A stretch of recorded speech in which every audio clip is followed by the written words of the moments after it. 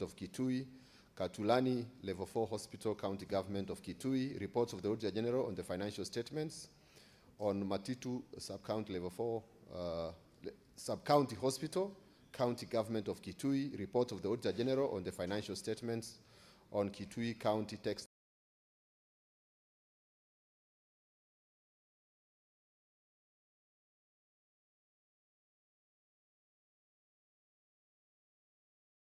Center, reports of the Auditor General on financial statements of Ikianga Sub-County Hospital, County Government of Kitui, Ibirikani Level 4 Hospital, County Government of Kajiado, Olgejiado Water and Sewerage Limited Company, Chuka County Referral Hospital, County Government of Tharaka Nithi, Mariamati Level 4 Hospital, County Government of Tharaka Nithi, Meru County Alcoholic Drinks Control Board, Nakuru County Cooperative Development Revolving Fund, Narok County Alcoholic Drinks Regulations and Control Fund, Mpeketoni Sub-County Level 4 Hospital, County Government of Lamu,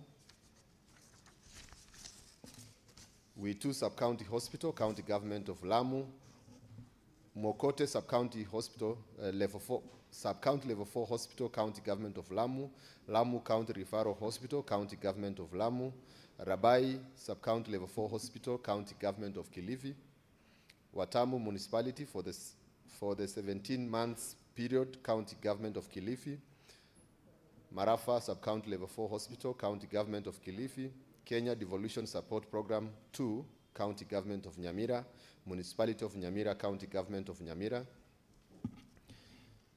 Nyamusi Sub-County Level 4 Hospital, County Government of Nyamira, Nyamira County Referral Hospital, County Government of Nyamira, Bomet Municipality, Roret Sub-County Level 4 Hospital, County Government of Kericho, report of the Auditor General on the financial statements on Machakos County Executive Committee and Chief Officers Car Loan and Mortgage Scheme, report of the Auditor General on financial statements on Ruiru Juja Water and Sewerage Company Limited, report of the Auditor General on financial statements on Kiambu County Education Bursary Fund, report of the Auditor General on financial statements of Kiambu County Executive Staff Mortgage Scheme Fund,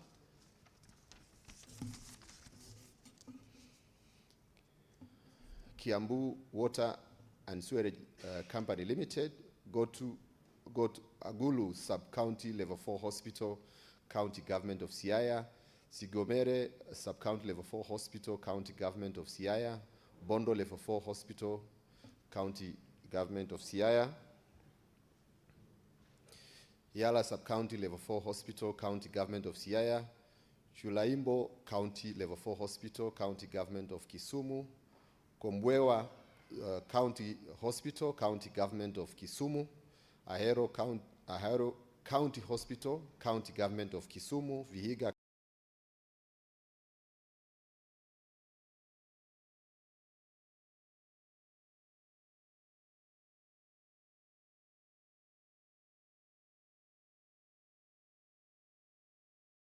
County Referral Hospital, County Government of Vihiga, Malindi Water and Sewerage Company Limited, Busia County Agricultural Development Fund Limited, Busia County Alcoholic Drinks Control Fund, Busia County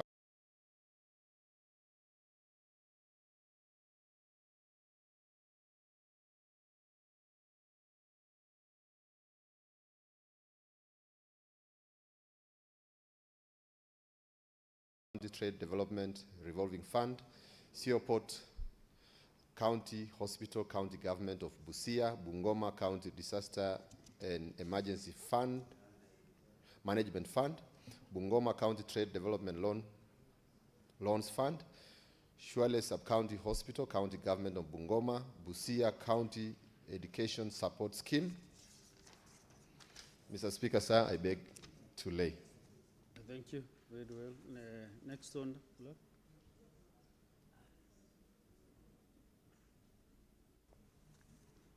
Order number 6, notices of motion. Next on. Order number 7, questions and statements. Next on. Order number 8, motion, consideration of the report of the Standing Committee on Labor and Social Welfare on a petition to the Senate by employees of the former Kenya Cooperative Creameries Limited, KCC, concerning non-payment of outstanding terminal benefits and Maziwa Sacco dues to former employees of Kenya Cooperative Creameries Limited. Chairperson, Standing Committee on Labor and Social Welfare, if he's allowed to, should move the motion. This business has been on the order paper the last couple of days. Order number 8, order number 9, these two motions. So request if there is any committee member on Labor and Social Welfare Committee to move this motion now. Senator Miraj.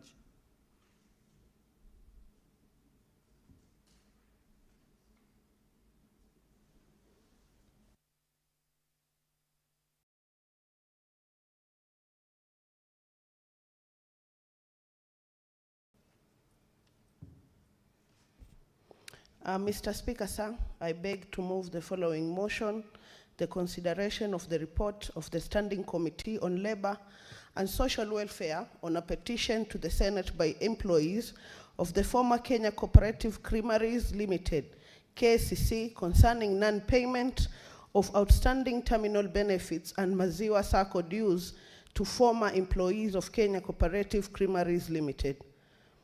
That the Senate adopts the report of the Standing Committee on Labor and Social Welfare on a petition to the Senate by employees of the former Kenya Cooperative Creameries Limited, KCC, concerning non-payment of outstanding terminal benefits and Maziwa Sacco dues to former employees of Kenya Cooperative Creameries Limited, laid on the table of the Senate Thursday, 27th November 2025.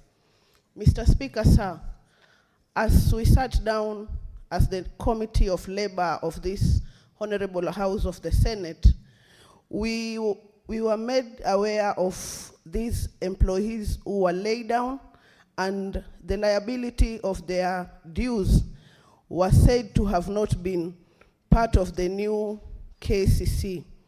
So we called the relevant departments, the Ministry of Trade, and the Attorney General, where we agreed that a judgment was put to place that these members were to be paid their dues in a certain number of days. So I call upon Senator Faki to second this motion.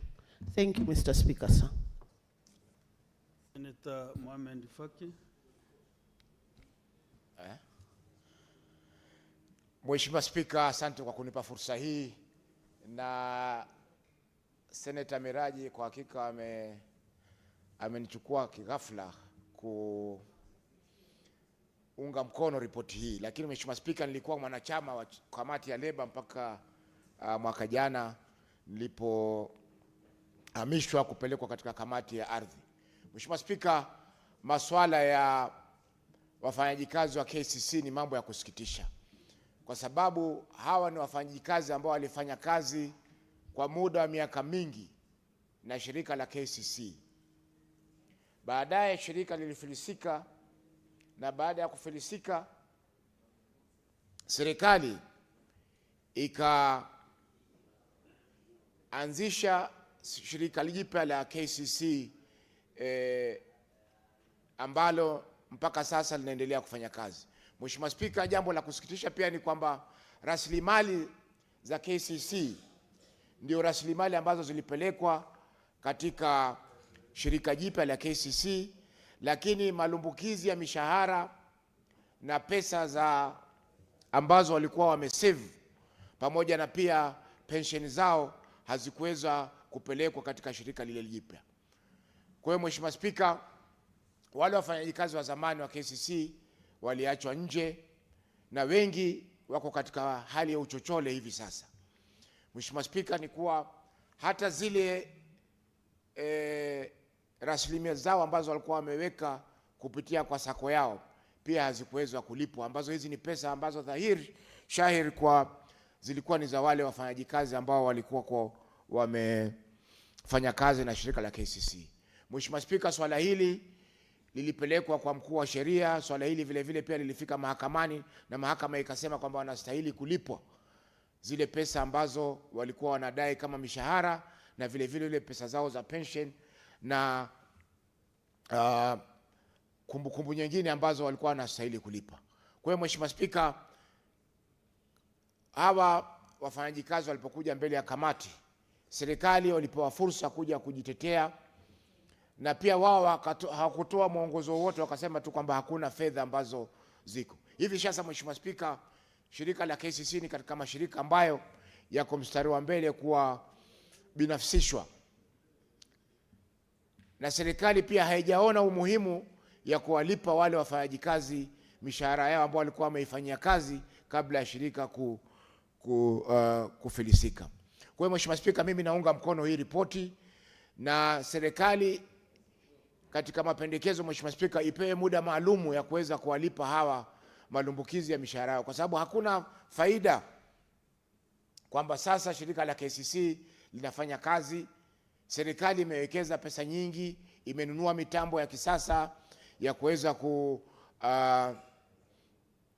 kuweka maziwa ili yasiharibike. Vile vile wametoa pesa nyingi za kuweza kulipa wakulima na wafugaji ili maziwa yaweze kupelekwa kwa wingi katika shirika la KCC, lakini kulipa wafanyakazi wao Mheshimiwa Spika imekuwa ni donda sugu kwa serikali.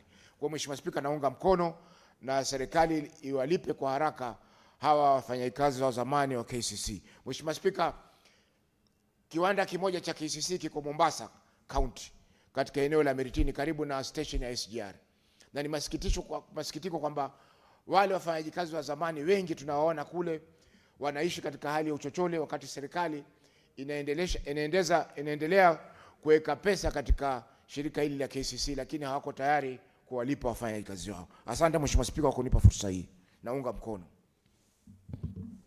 Now, sawa.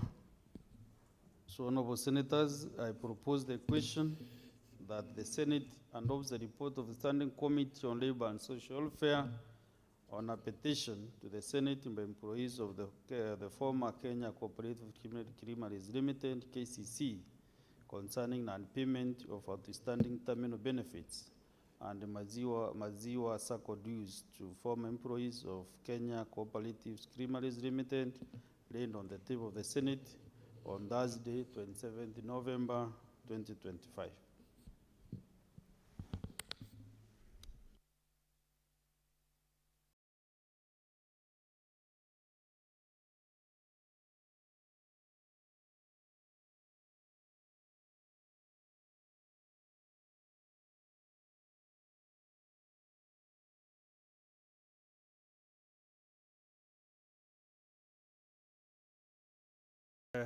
Several requests. I open for a debate of this motion. Senator Modigi Alexander Munyi.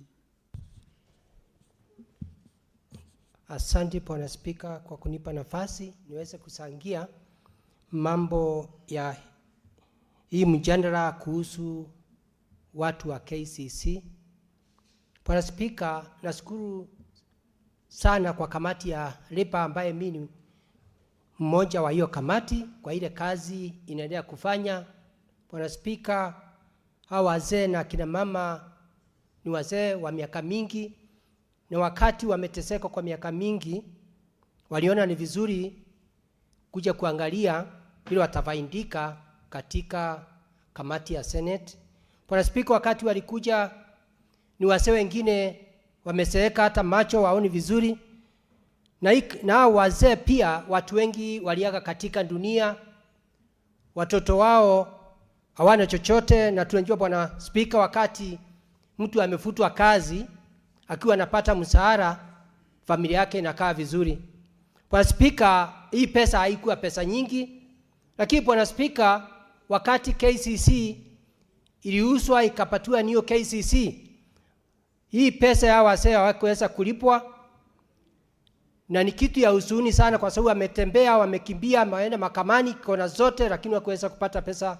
Bwana Spika, Bwana Spika, sisi tukiwa kamati ya Labor tuliona ni vizuri tukae chini na wizara zote ya Attorney General, RIPA, Wizara ya Fedha, ya Cooperative, zote tukakaa chini tukasikia maoni.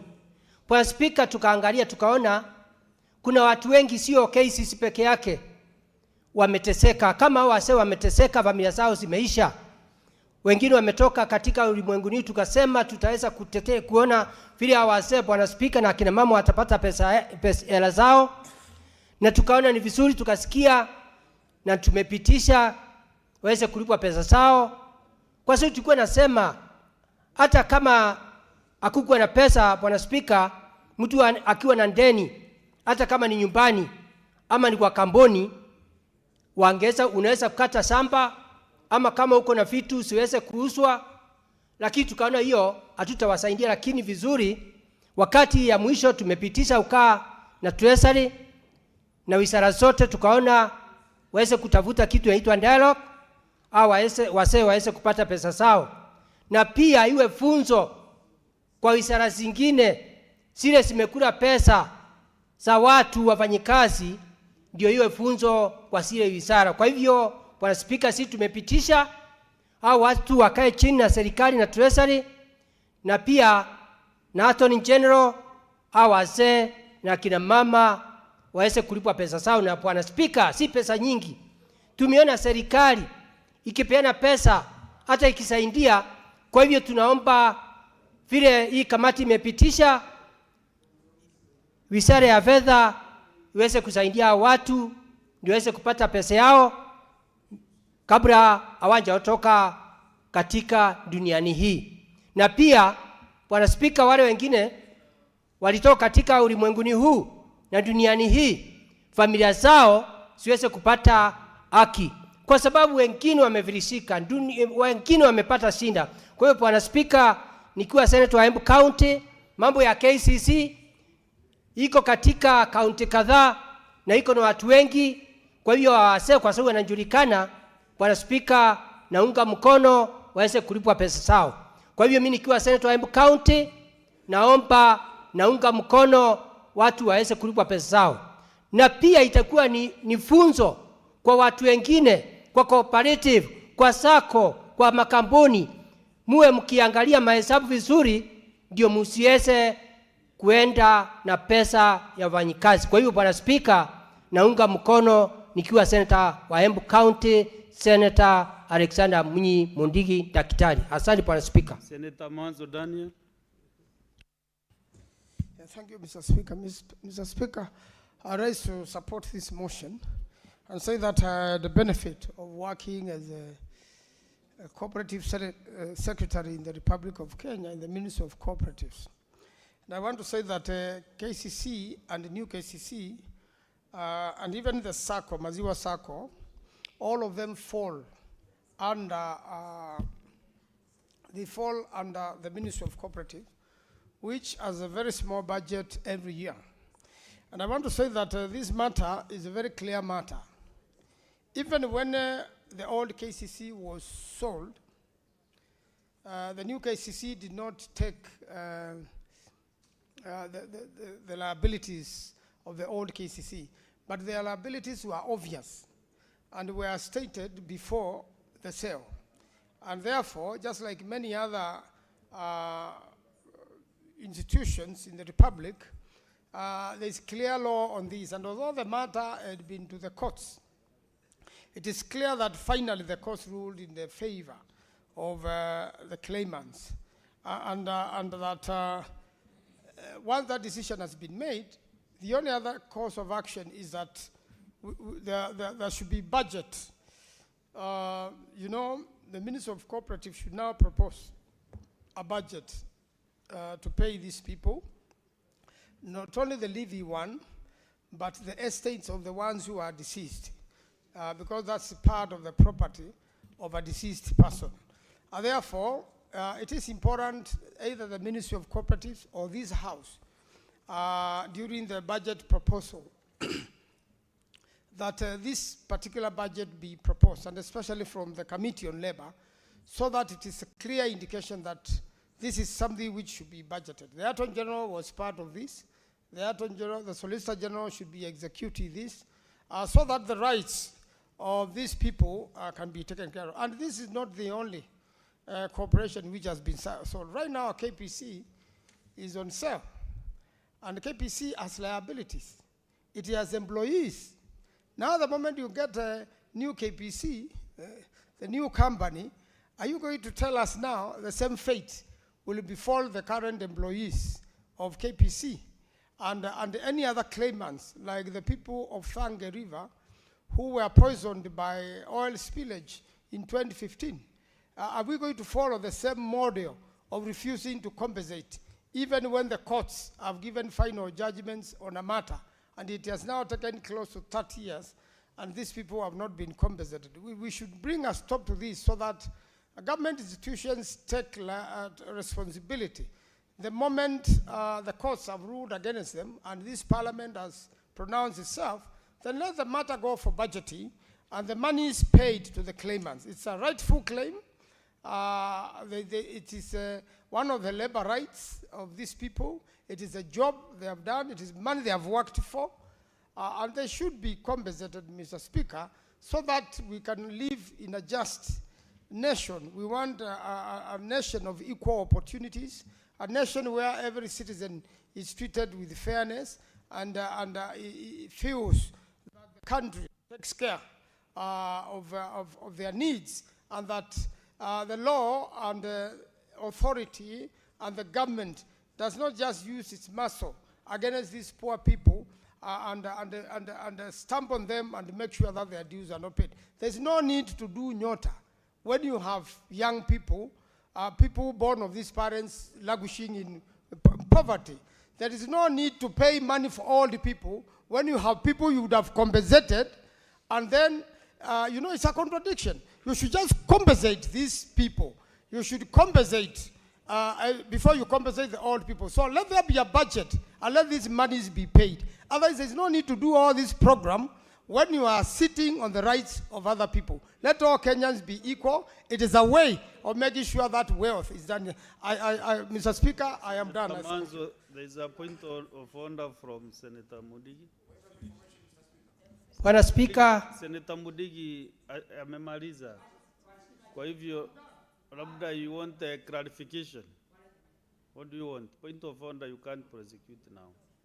Maybe a point of clarification or something else. nataka nimwelezee kidogo tu, Bwana Speaker. Lakini hayuko kwa sakafu. Bwana Speaker, ukinipatia ruhusa haku amekaa chini, nataka nimjibu ni clarification, Bwana Speaker. No, utaratibu uruhusu tena ufungue hilo jambo. Yeah, next is Senator Karungo Dhangwa Paul. Yes, Senator. Yes, just a minute, Senator Karungo Dhangwa. Mheshimiwa Spika, nataka kumuuliza Senator Manzo. Je, ni sawa kuwa na nyota bila ya mwezi? Iza vipi? Namuuliza, amezungumzia mambo ya nyota. Namuuliza, je, unaweza kuzungumzia nyota bila ya mwezi? Senator Manzo. Mr. Speaker, the stars in the creation theory, and I'm sure it is in the Quran and also in the Bible, the stars existed even before the moon and the sun were created. So the stars were already there. All that I'm saying, the Constitution of the Republic of Kenya must be followed. The country must be seen to be fair. The government must compensate these people. And that's why they have come to the Ministry of Labor, to the Committee of Labor. And this committee must order the Ministry of Labor to make a budget and pay these people. Otherwise, there's no need to debate here if these people will never be provided for. I thank you, Mr. Speaker. Senator Mudigi, what is it? What clarification are you seeking? Bwana Speaker, umepatia Senator Manzu for clarification. Ningemjibu kidogo tu. Kuna tofauti ya nyota na mambo ya KCC. Mambo ya KCC, Bwana Speaker, ni watu walifanya kazi mbaya kwa kampuni, na kuna tofauti ya KCC na mambo ya nyota. Vile rais wa Kenya ameona asaidie vijana wetu na anasaidia katika kaunti 47. Na hii KCC, wale watu walikuwa pale walikuwa wezi. Kwa hivyo wezi linganisha KCC na mambo ya serikali ya Kenya Kwanza, serikali ya muungano, mambo ya nyota. Tafadhali Bwana Spika. Wewe ni mwanachama wa kamati ya riba, sio? Kwa ripoti imesema hao wafanyikazi walikuwa wezi, ama umetoa hiyo wapi? Bwana Spika, ni vile ilikuwa njibu manzo kwa sababu alinganisha KCC na mambo ya nyota. Hapo hakuna mahali inaingiana. Kwa sababu ile ni pesa iliporwa. Bwana Spika.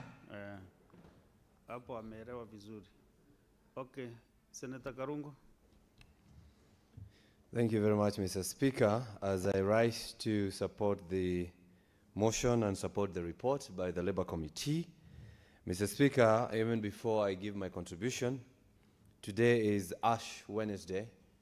I'm a Catholic, and this is today marks the beginning of Lent. And for the first time in the history of Christianity and Islamic, Mr. Speaker, our Lent period has coincided with Ramadan.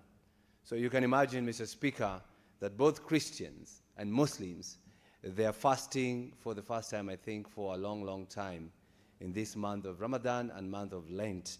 So this is the time that this country will receive a lot of blessings, because together we are doing one thing at the same time.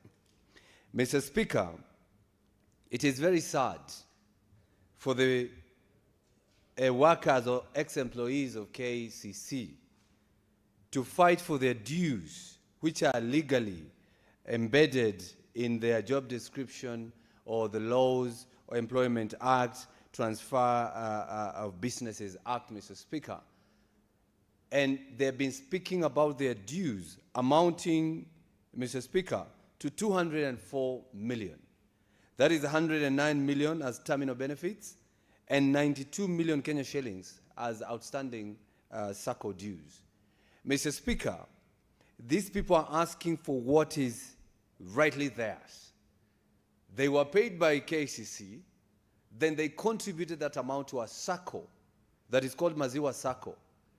They never got their dues. So you can imagine they have lost what they had earned, and of course they also are losing the terminal benefits, Mr. Speaker.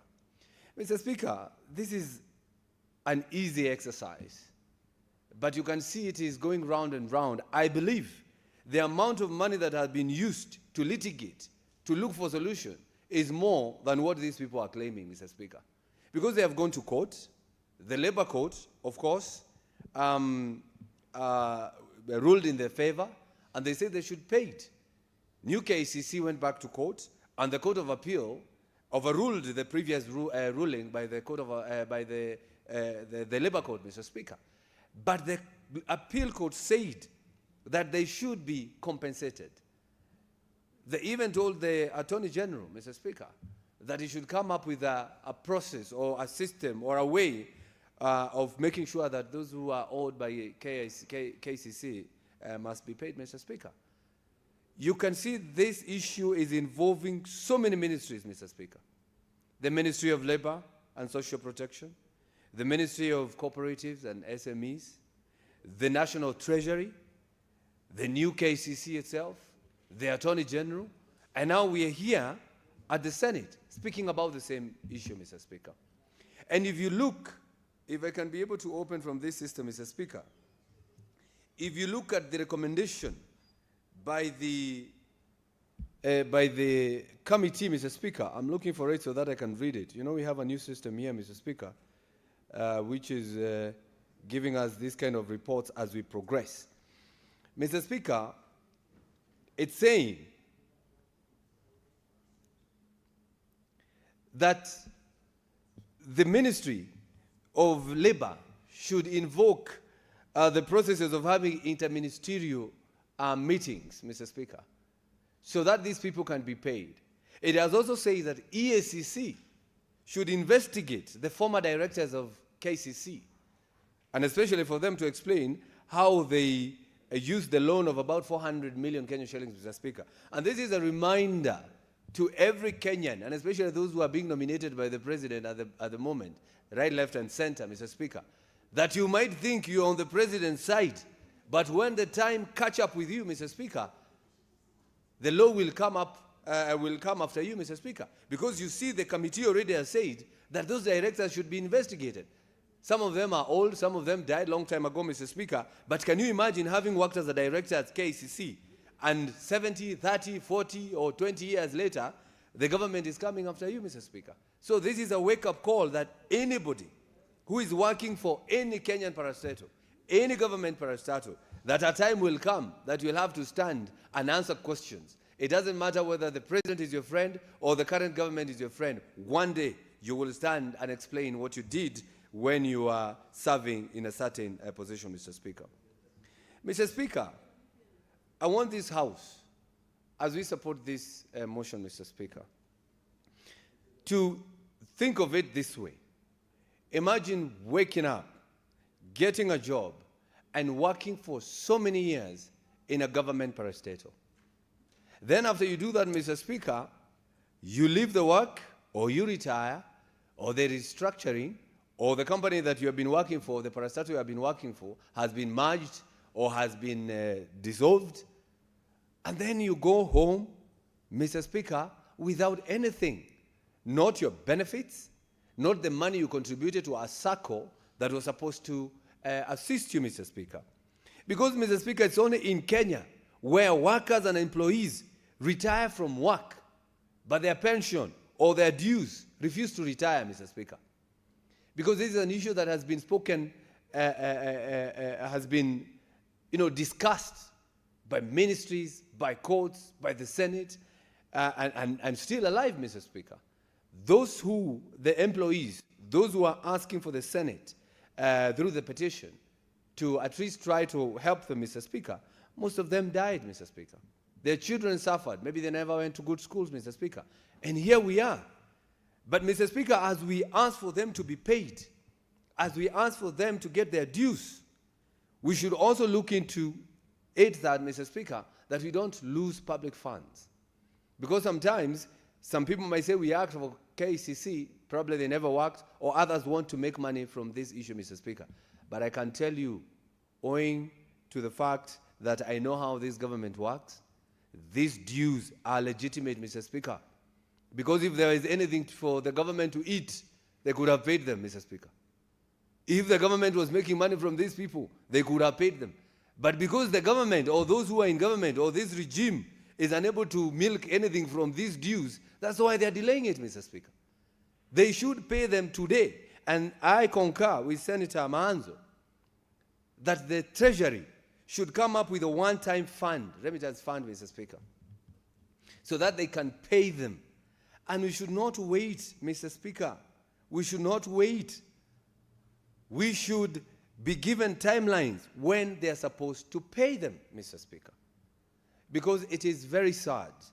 And this is a wake-up call to this House, that we should look, as a recommendation by the committee, that we should look into the Transfer of Businesses Act, Mr. Speaker.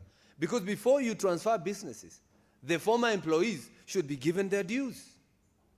Before you transfer anything, Mr. Speaker, the employees should be given their dues. Because you cannot say we are new KCC, that we don't know about the older KCC. Then that will not be justice to those people who worked at the cases, Mr. Speaker. We need to verify the claims to protect the funds. We need to ring-fence funds, one-time settlement fund, Mr. Speaker. And finally, workers should not suffer because of restructuring. We should always make sure that workers benefit. And the parastatals that the president is saying that he's going to sell, like the Kenya Pipeline and others, Mr. Speaker, we should make sure those employees there get their benefits before any restructuring is done, before any merger is done. And I even call upon people at Safaricom. If the government is going to do what it has been promising, selling Safaricom, we will have the same issue here again. So before any restructuring is done, before any sale is done, Mr. Speaker, they must make sure that workers are given priority. They're given their benefits. They're given their money. And I believe also, Mr. Speaker, the next thing you're going to see here is the employees of NHIF. Because when the SHA came, there was restructuring.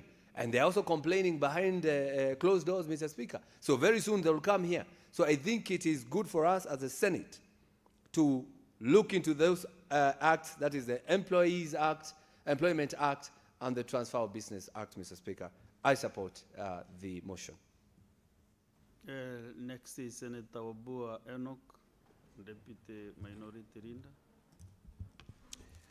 I thank you, Mr. Speaker, for this opportunity to also make my comments in regard to the motion before us.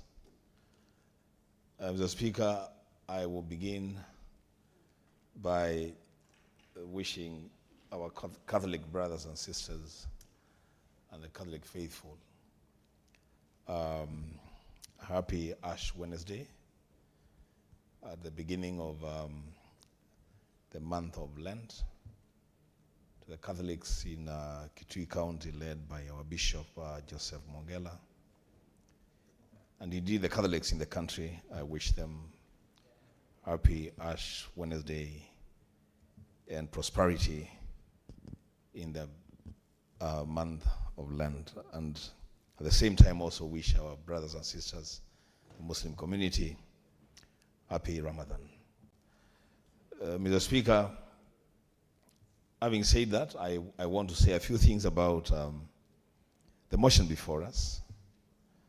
I've had the opportunity as Speaker to look at the report by the committee. And the Speaker, we must all be taken aback that 20 years down the line, we have former employees of an institution known by law and running legally that have been denied access to their own benefits and their own dues, Mr. Speaker. Mr. Speaker, some of these things can only happen in Kenya, honestly, where people put in their labor, people are deducted money from their salaries for their final benefits, including deductions to the SACCO, and somebody just wakes up and says, we don't know who you are and we cannot pay you.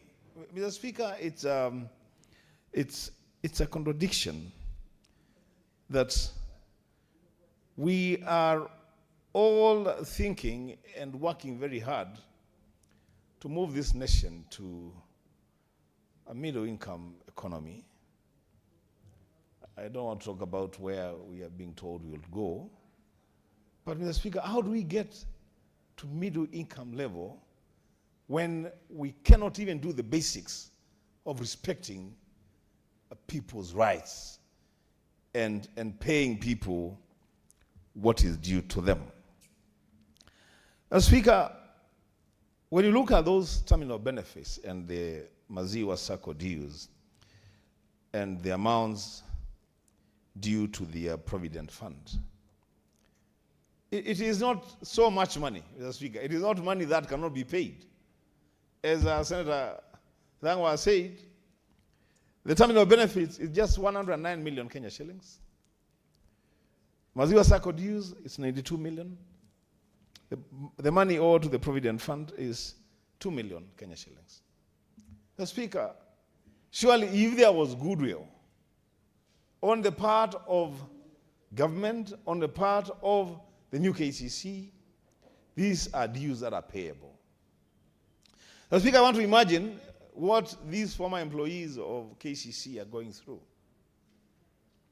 20 years of waiting for monies that are genuinely and legitimately due to them, and money not coming. These are people who have children, even grandchildren to take to school. They have also bills to clear. They have to put a meal on the table, and they are not asking, Mr. Speaker, for anything that is not legitimately due to them. The Speaker allowed me to say this about the recommendations that I have seen made by the committee. I respect the committee. I respect all members of this House. But Mr. Speaker, I would have wanted to see stronger recommendations by the committee, especially on matters relating to the prayer by the petitioners. Because you see, the committee has been sucked into generalities and made recommendations about the future, what needs to happen in the future to prevent a situation where an occurrence like this one comes back. Mr. Speaker, I've seen that the committee has recommended certain changes or amendments to two specific laws, the Employment Act and the Transfer of Business Act. That is okay, Mr. Speaker. That is good for the future. I have seen the committee is making recommendations on what advisories the AG should give to government and government institutions when confronted by similar situations in future. That is okay, Mr. Speaker. But Mr. Speaker, you see, if you change this law in 6 months, in 2 years, and we know how much time it takes to push legislation in Kenyan Parliament, how will that help the prayer of the petitioners, Mr. Speaker? The ruling by the Court of Appeal, it's a very interesting ruling, and I am very happy that my leader is in the House. Justice retired Stewart Mazayo. Maybe he will explain to this country how justice is dispensed in our courts. Mr. Speaker, here is a ruling that, first of all, nullifies the decision of the lower court and says that these employees should not be paid their terminal benefits and their SACCO dues. But in the same ruling, Mr. Speaker, the judges are saying, we are urging the AG to issue an advisory to the government to pay these employees because the government had committed to pay and these people have suffered for a long time. Mr. Speaker, if the judges made a determination that these people have suffered for a long time and that they should be paid, why not just issue a ruling and say, uphold the decision of the lower court and get these people to be paid their money, Mr. Speaker? There's nobody who is saying that these people never worked for KCC. There's nobody who is saying that these people did not make a contribution to the SACCO. I mean, the reasons for not paying is because the new KCC says we did not get this company. We did not inherit these employees from KCC. We had an agreement with the Kenya Commercial Bank, which was the receiver of KCC. Mr. Speaker, surely, where will these people get justice?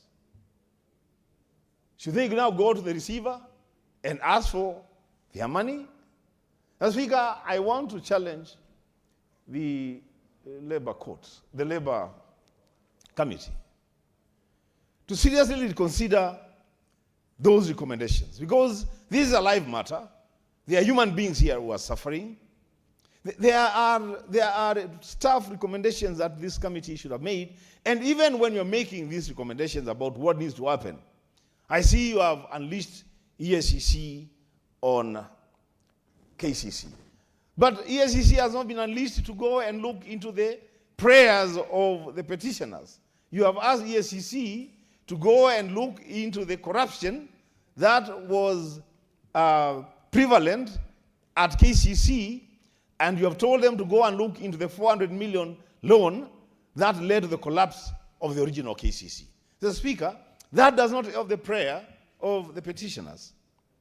What will help the prayers of the petitioners is to get somebody to pay what is due to these former employees of KCC. And Mr. Speaker, it is wrong, as I go to conclude. It is wrong, Mr. Speaker, for a public entity, as I said, known to law and operating legitimately, to be taken over by a new administration, and the new administration says, we don't know you are former employees.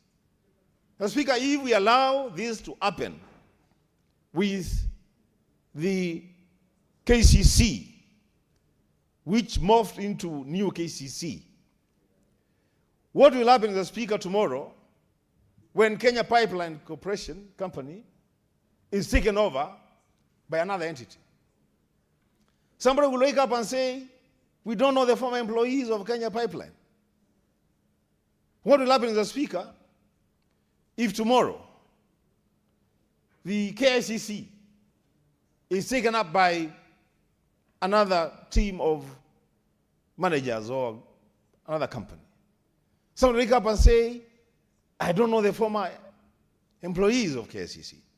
So the Labor Committee, I urge you, Chairman of the Labor Committee and your members, I plead with you, don't create that loophole by failing to make strict recommendations on what needs to happen to the former employees of KCC.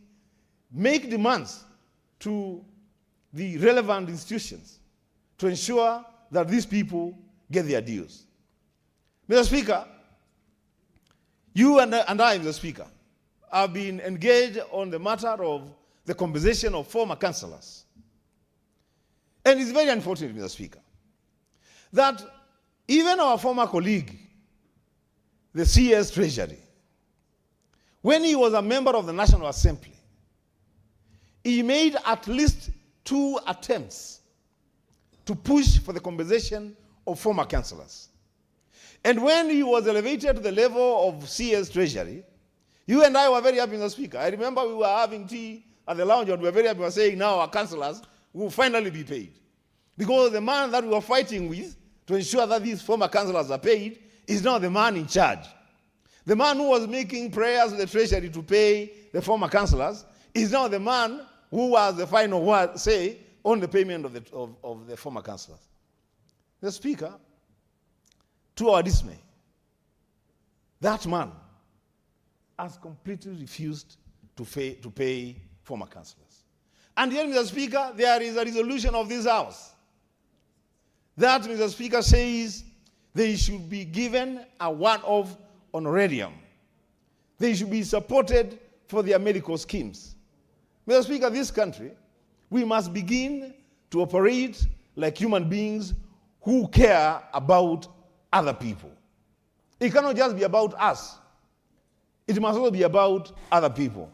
Mr. Speaker, with those remarks, I support the motion, but I would ask the Labour Committee to really relook at those recommendations and make sure that these people get justice.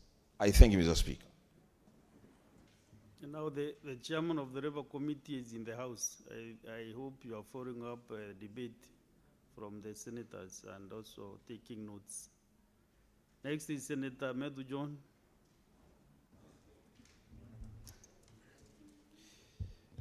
Thank you very much, Mr. Speaker, for this opportunity to rise and support this particular report and motion by the Labour Committee. And please allow me, Mr. Speaker, to join my colleagues in wishing the Catholics a happy Ash Wednesday as they start their Lent season. I'm not so sure, but I think Ramadan is also has also started or is starting, so I also wish our brothers a happy Ramadan. Mr. Speaker, sir, I am half-hearted, just like Senator Wambua. I am half-hearted of what to say about the recommendations in this particular petition that had been sought by former KCC employees, Mr. Speaker, because first, this is an extremely sad case and situation. It is, and I want to correct Senator Wambua, who actually said that the wait was a 20-year wait. It's actually not a 20-year wait. This is the 22nd year since KCC was transferred, or the assets of KCC were transferred to the new KCC, Mr. Speaker.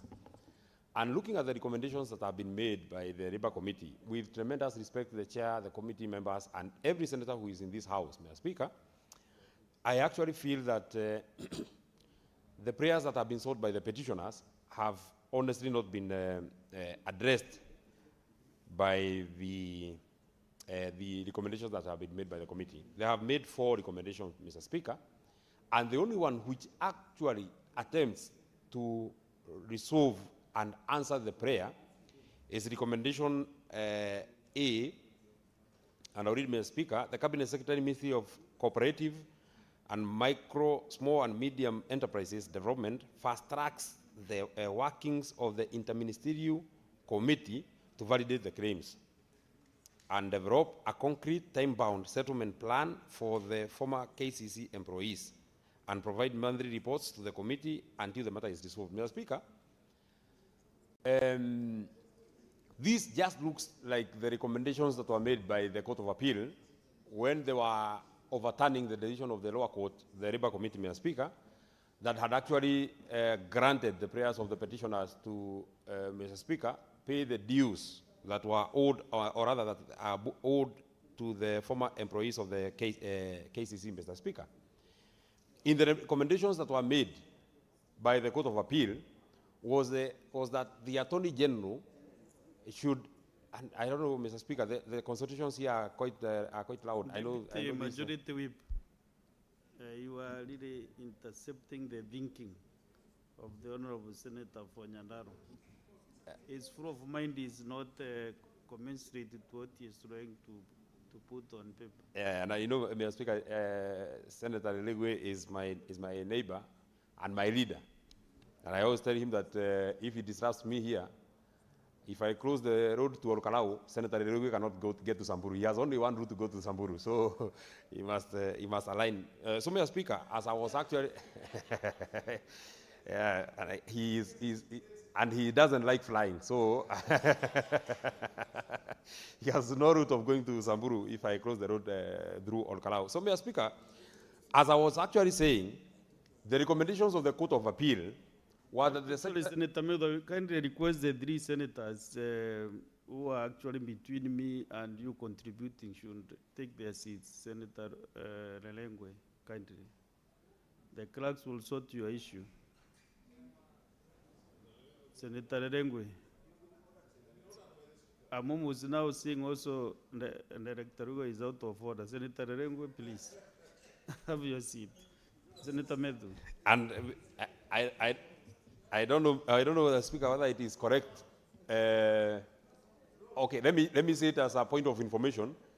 He actually doesn't like not being referred to minus his title. He's Senator Dr. Lelegwe.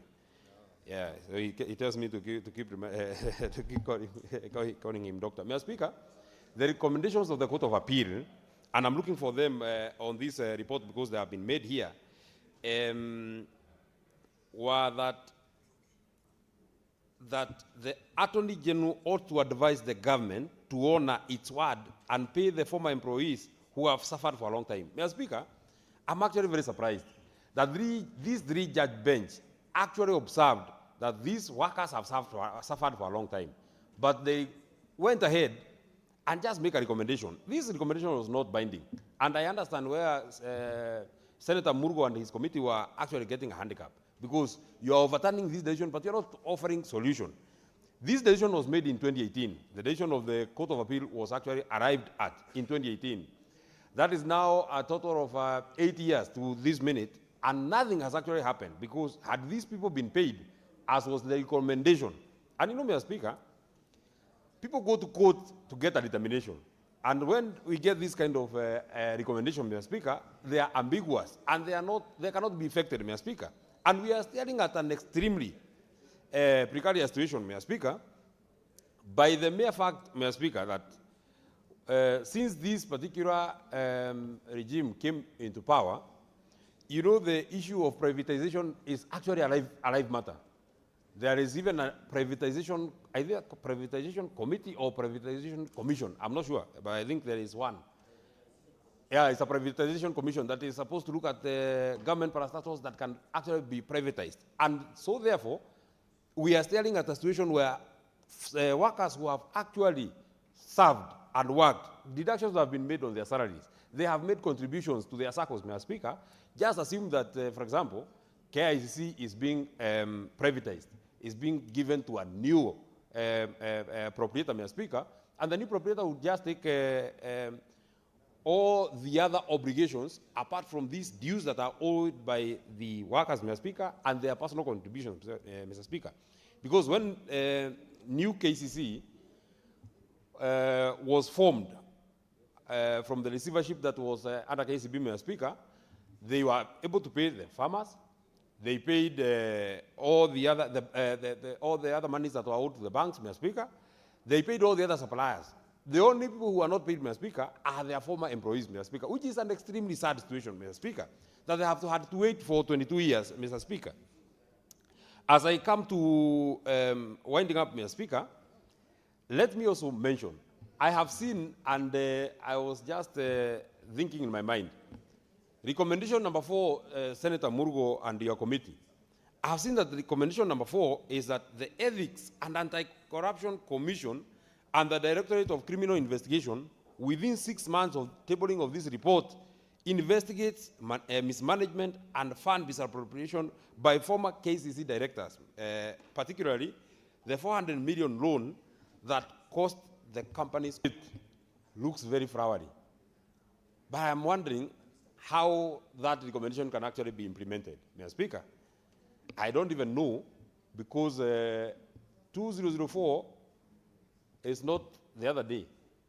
I actually just remembered that I think 2004, I must have been a class 5 boy.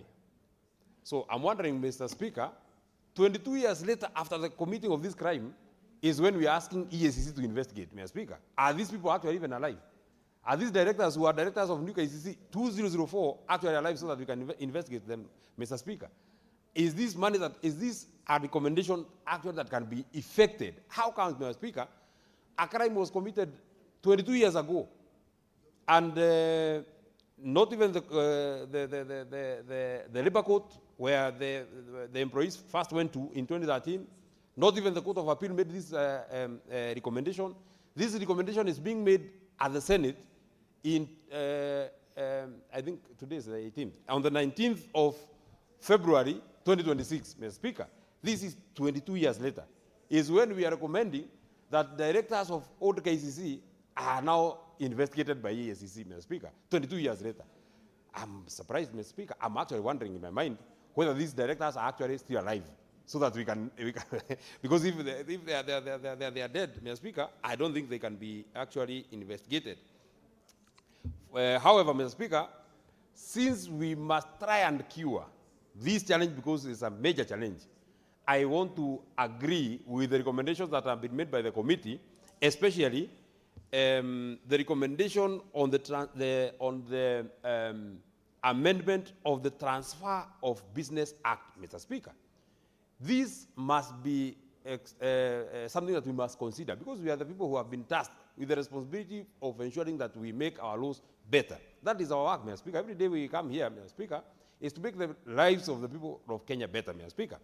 It must be recommended, and we must move an amendment, Mr. Speaker, that as you move, as you transfer a business, Mr. Speaker, as you transfer all the other financial obligations that you are transferred to the new business, Mr. Speaker, one key component that must be considered, number one, is the contribution of employees, and number two is their pension. And for those who qualify for, I know that one has actually evaporated. The one that is given for employees that are on contract. I remember it, Mr. Speaker. But contributions that have been made, Mr. Speaker, on your, the ones that have been made, you have been making every month, Mr. Speaker, it cannot be that you have served an institution for 10 years, 15 years. Then it is transferred to a new person. The new person says that I don't know where you're contributing. I can't pay your pension. I can't pay your dues, Mr. Speaker. This is an extremely sad and something that must be looked into. Finally, it is the receivership regulations, because this challenge that we are having of these new KCC workers, Mr. Speaker, is birthed out of the receivership that KCC underwent through KCB, Mr. Speaker, because it is KCB which sold the assets of KCC to new KCC, Mr. Speaker. As they were selling the assets, Mr. Speaker, all the other issues, Mr. Speaker, of the financial obligations that the old KCC actually carried were not transferred to the new KCC, Mr. Speaker. They only transferred the debts of the farmers, the debt owed to the banks, Mr. Speaker, the debt owed to all the other suppliers, Mr. Speaker, but the contributions by employees, Mr. Speaker, is something that were actually, something actually that got lost along the transfer. Maybe finally, and I know I'll run at a very, very, very immediate risk from the people on my right, this money, in my opinion, Mr. Speaker, is not a lot of money. And I know most of my colleagues have actually spoken about it. This money, 109 million, Mr. Speaker, that are terminal dues owed to employees, Mr. Speaker, I think it's not a lot of money. Looking at how our government is spending money, looking at the endowment of how the government dishes and gives money, Mr. Speaker, forget about the money that is in the mainstream budget, Mr. Speaker. If you look at the activities that are happening in State House every day, Mr. Speaker, and the kind of money that is spent there every day, Mr. Speaker, if you look at how the budgets of State House, the Office of the President, how the budgets are growing, Mr. Speaker, 109 million is little money. Is very, very little money. This is money that the President can actually give in a day. If he can give to a church 50 million one day, how much would it cost him to just give this money to people who have served this country so diligently, who have waited for 22 years after serving this nation, Mr. Speaker? We cannot just be supporting mediocrity, and when important and critical expenditures come, Mr. Speaker, we have to take people through now the labor court, Mr. Speaker, next the Court of Appeal, Mr. Speaker, now they are here in the Senate, Mr. Speaker, looking at the recommendations. There is no clear and concrete resolution that we have made that looks like they can get this money next week, next year. The kind of thing that has been recommended here, Mr. Speaker, if you have read it, is that interministerial report will be coming here until we get a concrete resolution for the next 6 months. That's what has been recommended here, Mr. Speaker. So it is another forum of waiting. They'll have to keep waiting a little longer. I don't know how old those people would be, but assuming they were sacked at 40 years, they are now at 62. So in the next 10 years, they will be 70, they will be almost exiting. I want to stop there, Mr. Speaker. I support the report.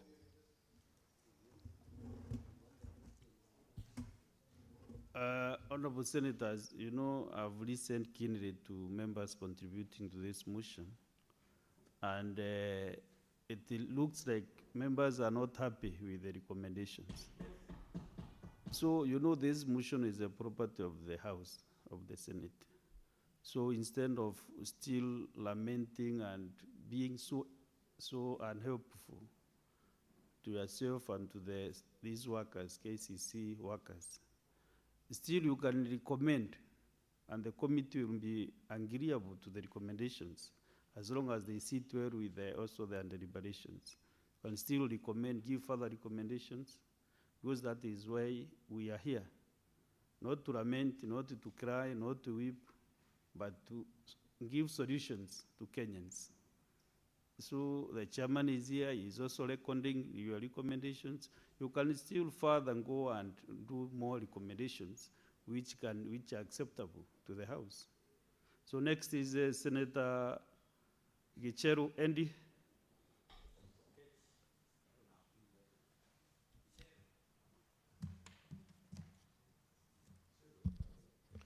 I thank you, Mr. Speaker, for this opportunity. Mr. Speaker, it is very important that today the Muslim faith is starting their Ramadan. Therefore, it makes it an holy month for a swath of majority of our people in the country, as well as the month of Lent to the Catholic faith. And therefore, you'll get that most of our people today in the country are in a very religious and spiritual mode for the month.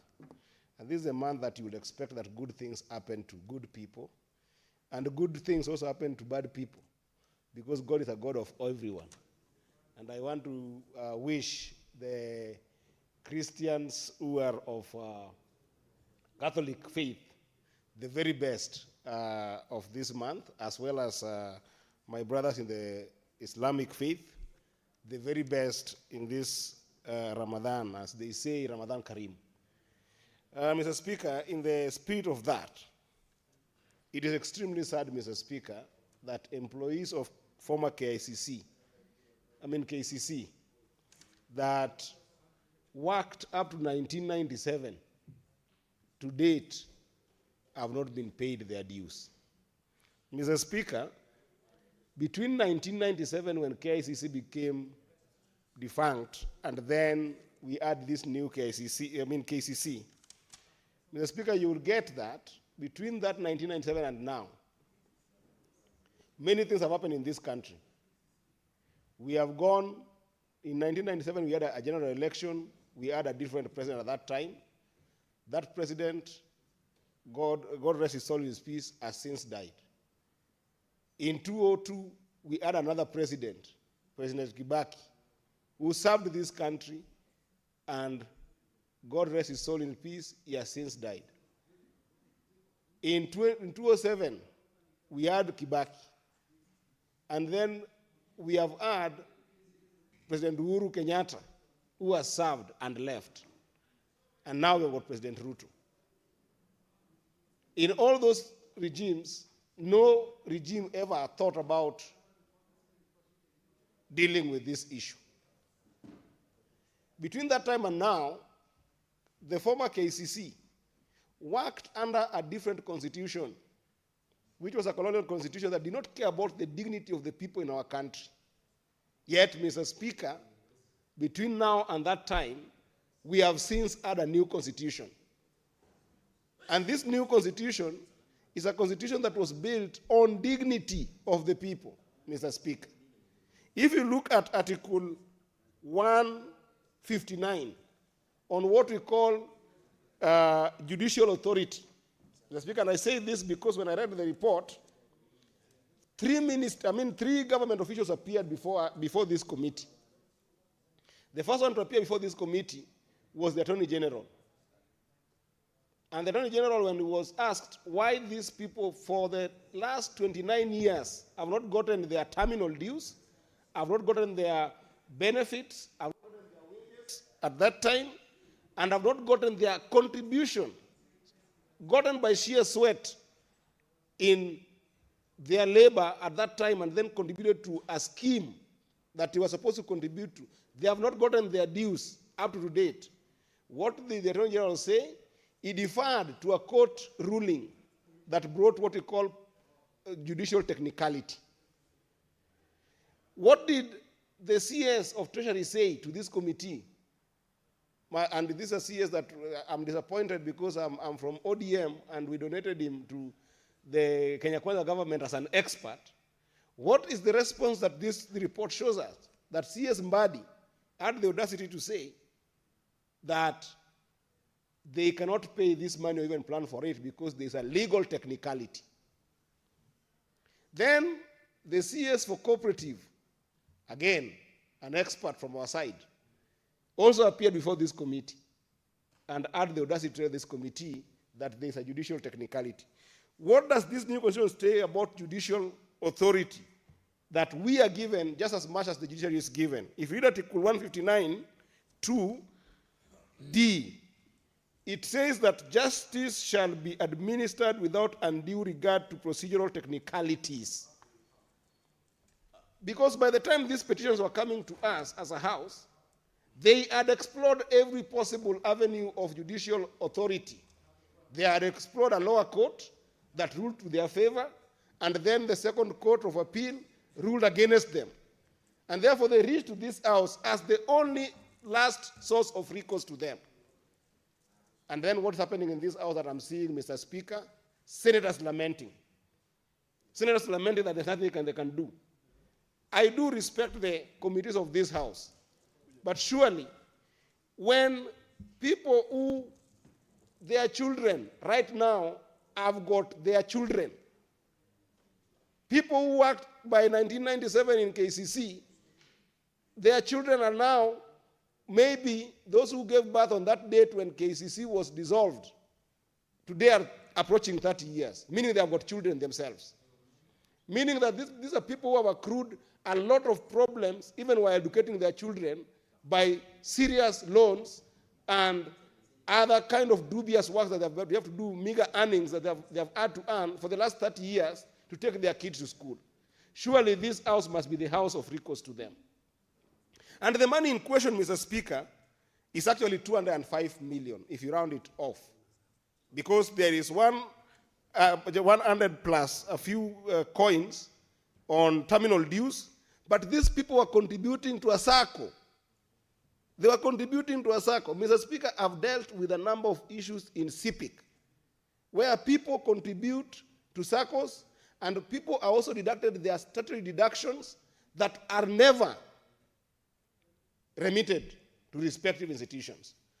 This brings me to saying that while the petition number 1299 of 2013 was a civil petition, and I agree with what Justice Wasilwa did pronounce himself on this labor court and saying that these people must be paid on that petition that was put together by John Barry, between 2013 and 2018, when the civil appeal 191 of the Court of Appeal squashed the ruling of Justice Wasilwa, that is a whooping 5 years that the new KCC did not take action on the recommendation of the court by Justice Wasilwa. What is that in law? It's criminal. It's court contempt. So the first thing I was expecting the committee to do is to interrogate what happened in those years. Why didn't KCC, the new KCC, take action on the court decision by Justice Wasilwa? What were they hiding? And those people who were at that time the administrators of this institution must appear before this House and explain to this House why didn't they pay for those 5 years a court ruling that was clear about paying those people who were supposed to be paid. That's the first question. The second question that I was expecting in the recommendation on this issue, Mr. Speaker, if I've contributed to a SACCO, I've put my money, I'm a member of a SACCO today, I'm a member of PACOSO here, I contribute religiously to this SACCO. I know that I might not withdraw all my monies, and I know I'm entitled to a number of things. But if this SACCO should come to me and tell me that they are closing the SACCO, there's no money in that SACCO, there's somebody who was administering my money in that SACCO. If they don't have my money, then they must tell me where that money has gone to. If it has been stolen, I must be told that it has been stolen. So that, again, is a criminal offense, in my view, that must be treated as such. And this House must be able to invite those people on a criminal matter. They took the money of these employees in the Maziwa SACCO because they are contributions. The third issue, Mr. Speaker, is the issue. Senator Eddy. Yes. Do you wish to be informed by Senator of Kitui? The Senator of Kitui can always inform me because he's my leader in the House. I still respect him as my leader in the House. Very the well. only thing I'm not so sure whether he was working for KCC, but he should inform us at that time also whether he was around.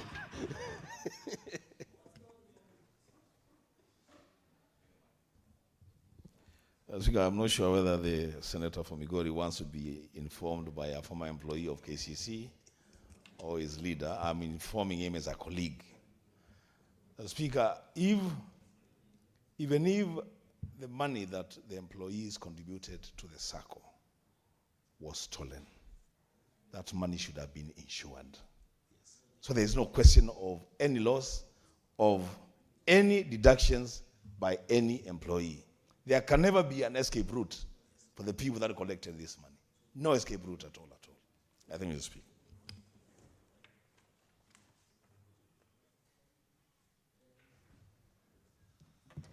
Mr. Speaker, this is why I'm telling you that I like it when my leaders inform me, because their wisdom surpass some of us who just came to this house recently. You know, he's a ranking member and he's going to be a governor in Kitui.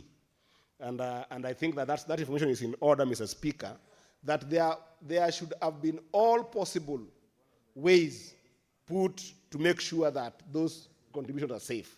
I think that's the point that my senior is sharing here. And I think it is in order, that information is in order, because, Mr. Speaker, if you read Article 41 of the Constitution, under labor relations, it says every person has the right to fair labor practices. Among those, it says that every worker has got the right to fair remuneration, has got a right to reasonable working conditions, and then if you go all the way to 4, it says they have got a right to join any trade organizations, and any employer has the right also to engage them in a collective bargain agreement, as well as to determine its own administration and programs and activities, and to organize and to form and to join any federation. So the employers at that time had all the power to make sure that those contributions could actually be protected through an insurance scheme. But that said, Mr. Speaker, there is even a bigger question of between 1997 to date, if that money has not been given to these people, and we are assuming that if they are not insured, they are still sitting somewhere. Mr. Speaker, it goes without saying that they are accruing interest. Even if it is interest in the best interest of the company or to the employees, these monies must be availed. So, Mr. Speaker, there is an issue here that is very silent, despite the fact that I respect the orders of the court, and the court sometimes does rule according to whichever filing that is given to them. For instance, in the petition number 199 of 2018, the Court of Appeal took this as a civil matter. But, Mr. Speaker, I see a lot of criminality here. There's a lot of criminality in this matter that I wish that the committee should handle as such. Make criminal recommendations. I know there is one that you've recommended that perhaps DCI or EACC should take the matter and investigate further. But where you want to go and investigate this thing further, the people who are affected are still suffering. If for 30 years they have not gotten any recourse, even in court, how do we as a house wash our hands and say, let the DCI or EACC further interrogate this matter? Mr. Speaker, we have got all the instruments of law to be able to bring this issue to conclusion and be able to compel those who are responsible to actually pay these people. Because, Mr. Speaker, if you look at the Employment Act, Section 35, 1C, on termination of contracts, it talks, first of all, about notices that must be given within 28 days. And when those notices are given to people, that section says that they must get their immediate wages and benefits that are due to them at the time of termination. Where am I going with this, Mr. Speaker? If the claim of the courts as is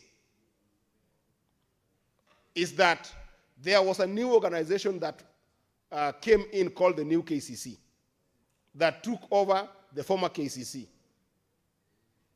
What happens in corporate practice is that when an organization of corporate nature takes or merges or acquires another organization, then it goes without saying that the ruling element of transaction is the balance sheet. It's the balance sheet of that company. What is there in the balance sheet? It is liabilities and assets of that company. You can't say that I've bought this company, I'm restructuring it, and I'm only taking the assets of it. I'm going to benefit on those, but the liabilities don't concern me. If this termination happened legally, which it did in 1997, then it goes without saying that if that institution did not have money, the way it was ruled in the Court of Appeal, that it was under receivership, Then it was under receivership because in its balance sheet, this appeared as a liability. So if you took over the liabilities and assets of that company and you're existing now, what argument do you have to tell us that you cannot be able to pay these people? You must pay them because it's part of your liabilities in your books. Even as you continue to build your cash flow and build your business now, then they must be paid.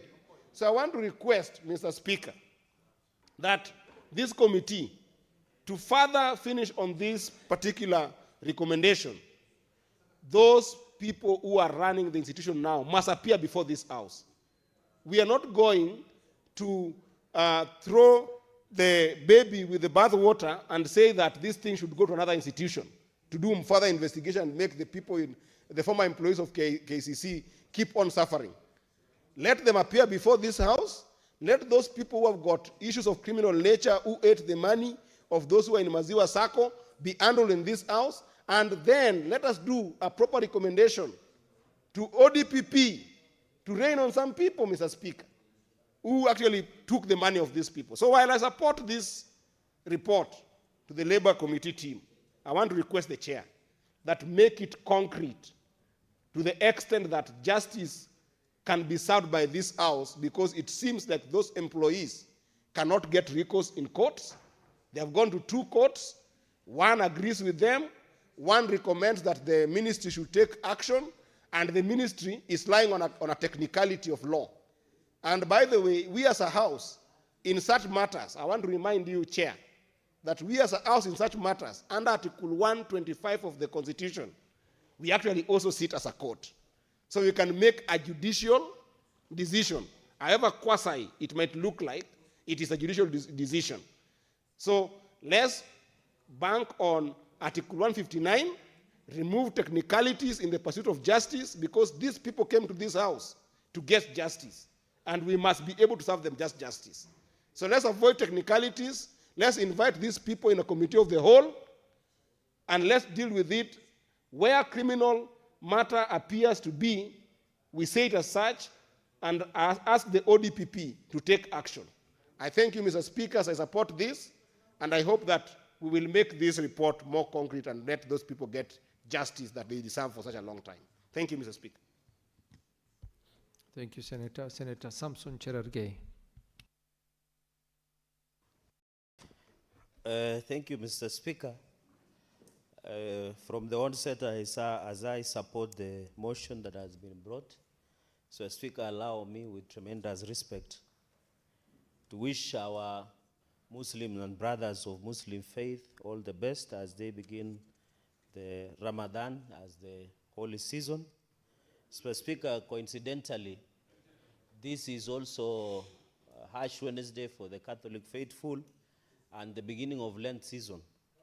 And as a country, we are honored to have a wonderful, cohesive living together as one nation, one people, with different religious background, and that interfaith, so Speaker, is what makes Kenya unique and strong. So, Mr. Speaker, I hope as we reflect on this season and many other things, Mr. Speaker, it should be an honor. Mr. Speaker, we are normally told that almost 100% of Kenyans are religious, either Christian, Muslim, or Hindu. But there are many things that still face this country, including corruption and many other things. I think this session, Mr. Speaker, should be a session of reflection that will ensure all of us live according to our dictates of the religion. So Ramadan Kareem to all our brothers and sisters, and also a wonderful Lent season to the Catholic faithful. Mr. Speaker, from the onset, I've read the committee report, and I want to thank the chair of Labour, the distinguished senator from West Pokot, on the issue of this payment to both KCC and the issue of new KCC Limited, and the payment of their deductions, Speaker, and terminal dues. So, Speaker, let me start from when this matter was filed between the Labour Court and the Court of Appeal. There was an interlude of 5 years. Mr. Speaker, I would have expected that the new KCC management and even the receivership should and must have been, Mr. Speaker, subjected to contempt proceedings of the court, because they clearly violated the court order that demanded that the employees should and must be paid their terminal dues, including the SACCO dues to Maziwa SACCO that has been provided, Mr. Speaker. Mr. Speaker, it's very unfortunate that the violation of Article 41 of 2010 Constitution on the Labor Rights has been meted to these Kenyans. Mr. Speaker, at some point during the hearing, I had an opportunity of attending some of the hearings by the Labor Committee, and you could see these are old men and women who have served this country with distinction. They were old, they were tired, they were sickly, just looking for their justice, Mr. Speaker. And they say, an injustice somewhere is an injustice everywhere. And this is travesty of justice, Mr. Speaker. More than from 2004 to now, a child who was born, and I remember in 2004, Mr. Speaker, I was informed to at the Kapsabet Boys High School, where it has produced two presidents, Mr. Speaker. It has produced President Moi, and of course the distinguished, the fifth president, Dr. William Ruto, and maybe the seventh, because that's our tradition as the school. The ceiling, it's always the top, Mr. Speaker. So, Mr. Speaker, that is for 204, somebody who was born to 204 as clear degree. So it's very unfortunate, Mr. Speaker, that we are discussing this. We should give directions. Mr. Speaker, the recommendations that has been made, there were 400 million that EACC, Mr. Speaker, should investigate the people who are concerned. Mr. Speaker, these 400 million, these people who manage these accounts, they must be investigated, Mr. Speaker. And I want to challenge EACC, Mr. Speaker. It is an independent body under Chapter 15 on independent commissions. But the performance of EACC is below par. You know, Mr. Speaker, it's very unfortunate. I'm surprised. In fact, we should have recommended DCI to investigate these individuals under Article 96, is to protect. But the biggest threat to devolution today is corruption, Mr. Speaker. But EACC is doing absolutely nothing, whether they are in cahoots with the offenders of the law of corruption. And you remember one of the biggest campaign strategies of President Kibaki in 2002 was zero tolerance on corruption. And in fact, Parliament then, after 2002 general elections, they enacted Anti-Crimes and Economics Act of 2003, Mr. Speaker. But today, the biggest threat to development, to functionality of devolution, and even success of this case is non-inaction of EACC. Mr. Speaker, and coincidentally, EACC has normally been led by religious leaders. So I don't understand.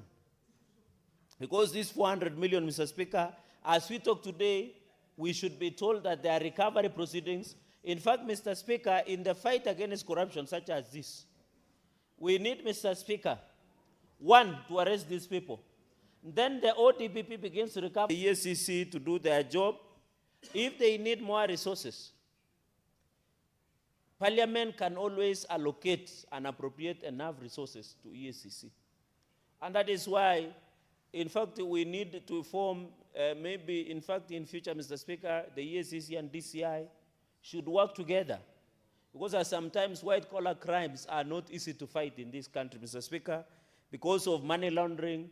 These people, you know, tracing of the money, the issue of money laundering is becoming a problem in the fight against corruption, Mr. Speaker.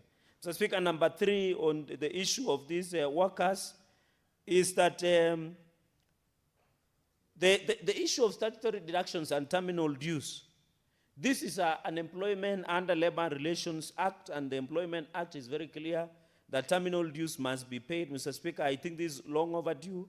The issue of statutory deductions and to Maziwa SACCO. Mr. Speaker, there is a problem with our SACCOs in this country, because most of the SACCOs are collapsing with the people's money, as you are aware. And that is why we passed the SACCO Societies Act, Mr. Speaker. It is now SACCO Societies Regulatory Authority must be called to order, or what we call SASRA, because it's their duty to ensure the SACCOs are properly regulated. The fact that Maziwa SACCO, Mr. Speaker, took money that belonged to the people and belonged to many people, Mr. Speaker, is a very unfortunate, and they should have paid, Mr. Speaker, because This was Kenya shillings. Provident Fund was Kenya shillings 204,471,555 shillings and 20 cents, plus interest were Provident Fund that were paid to Maziwa Sacco. We have a problem with SACCOs in this country, Mr. Speaker. We need ZASRA to be on the lookout to ensure SACCOs that do not comply with the regulations that are provided by the law, Mr. Speaker, should and must be provided for. And Mr. Speaker, it brings me to the point of statutory deductions. Mr. Speaker, many counties, and by the way, this is how people are stealing money. Because we were asking control our budget, and I know the distinguished senator of Narok knows this. When you request money to control our budget, you don't request in net, you request in gross. So what counties are doing, they do statutory deductions, and they don't remit to the relevant statutory, including KRA, NHIF, SHA now, NSSF, Mr. Speaker, and I'm happy the president has done something about NSSF. For the first time, the pension has grew by more 1,000 plus growth, unlike for the last 60 years, Mr. Speaker. So this issue of statutory deductions, and I want to request the EACC and DCI, or people who deal with Economic Crimes Act, where counties deduct the money, but they don't remit. That's an offense, that's corruption, Mr. Speaker. Because how do you take the employee's money and you don't remit? It means it has been stolen, and that is 204 million shillings plus was stolen, and they should be ensured that they recover that money with the interest. This should to the employees, and therefore Maziwa Sacco and all the directors, because there was what we call culpability, dereliction of duty by the directors of Maziwa Sacco, they must be brought to order. Mr. Speaker, I want to appeal to SASRA to be on the lookout and ensure that the regulatory authority should be in phase, Mr. Speaker. Mr. Speaker, curiously in the morning, I was following the distinct senator of Makueni, and he said a very strange statement that I've never heard in my life. He said it is better to pay these employees than to give nyota to young people, to give Inua Jamii to our old men and women in the villages. That is the worst statement I've ever heard from a leader, Mr. Speaker. All tremendous respect. Does it mean our old men and women do not have right to get Inua Jamii? Does it mean the young people, and I'm happy I saw you supporting the president when he came to Garissa, and you spoke passionately on how Nyota can improve the lives of young people in Garissa County. And I want to thank the president, because Nyota program is now accessible to all Kenyans. The president has gone across the country. For the first time, the northern Kenya, which has been ignored since independence, Mr. Speaker, are now getting opportunities similar to all Kenyans, including roads, including Nyota program, where the president was in Wajir, was in Mandera, was in Garissa, your county, Mr. Speaker. We must applaud the president. And I heard somebody saying, why is the president going to give Nyota funds? That's the work of the president. You wanted the president to babysit or to drink chai and mandas in State House. The president we have wants to go. One of the role of a leader is to go and see your people and ensure they get, and that is what the president is doing, Mr. Speaker. And I want to request the senator, although, you know, these formations that we have in the country, like disunited or united opposition, I think they don't have an agenda. I think they don't have a plan. Because we need young people to be busy. The only way, Mr. Speaker, and I've always insisted, there are different categories of young people. The young people who did not go to school, but they are looking for opportunities. The young people who go to school, they want jobs. There are people who want to still go to school. So, Mr. Speaker, this issue, and I know in my culture, Mr. Speaker, I don't know, you are old wazee and women in northern Kenya. Mr. Speaker, you know, he said that Inua Jamii, which benefits old men and women, should not be given out. In my culture, if you say that, the old men can curse you. So I want to request Senator of Makueni to still come back, apologize to the old women and the youth. If he doesn't apologize, the old women and youth of Makueni should punish him in 2027 general election. And in fact, it is dangerous because old men can just stem a matter and you are cast, Mr. Speaker. So he needs to be careful. Let us, Mr. Speaker, let us complement as leaders. So in this payment of terminal benefits, contribution to Provident Fund, Mr. Speaker, the SACCO dues and the Arambe SACCO, we saw. And I know colleagues, whether they are aware of the crisis that we saw in Arambe Sacco, this issue of Sasra, they must come out. Mr. Speaker, it is very unfortunate. There is another parastatal by government called Kenya Post and Telecommunication, Posta. The employees have not been paid up to date, Mr. Speaker. There has been delay of salaries to the Posta employees.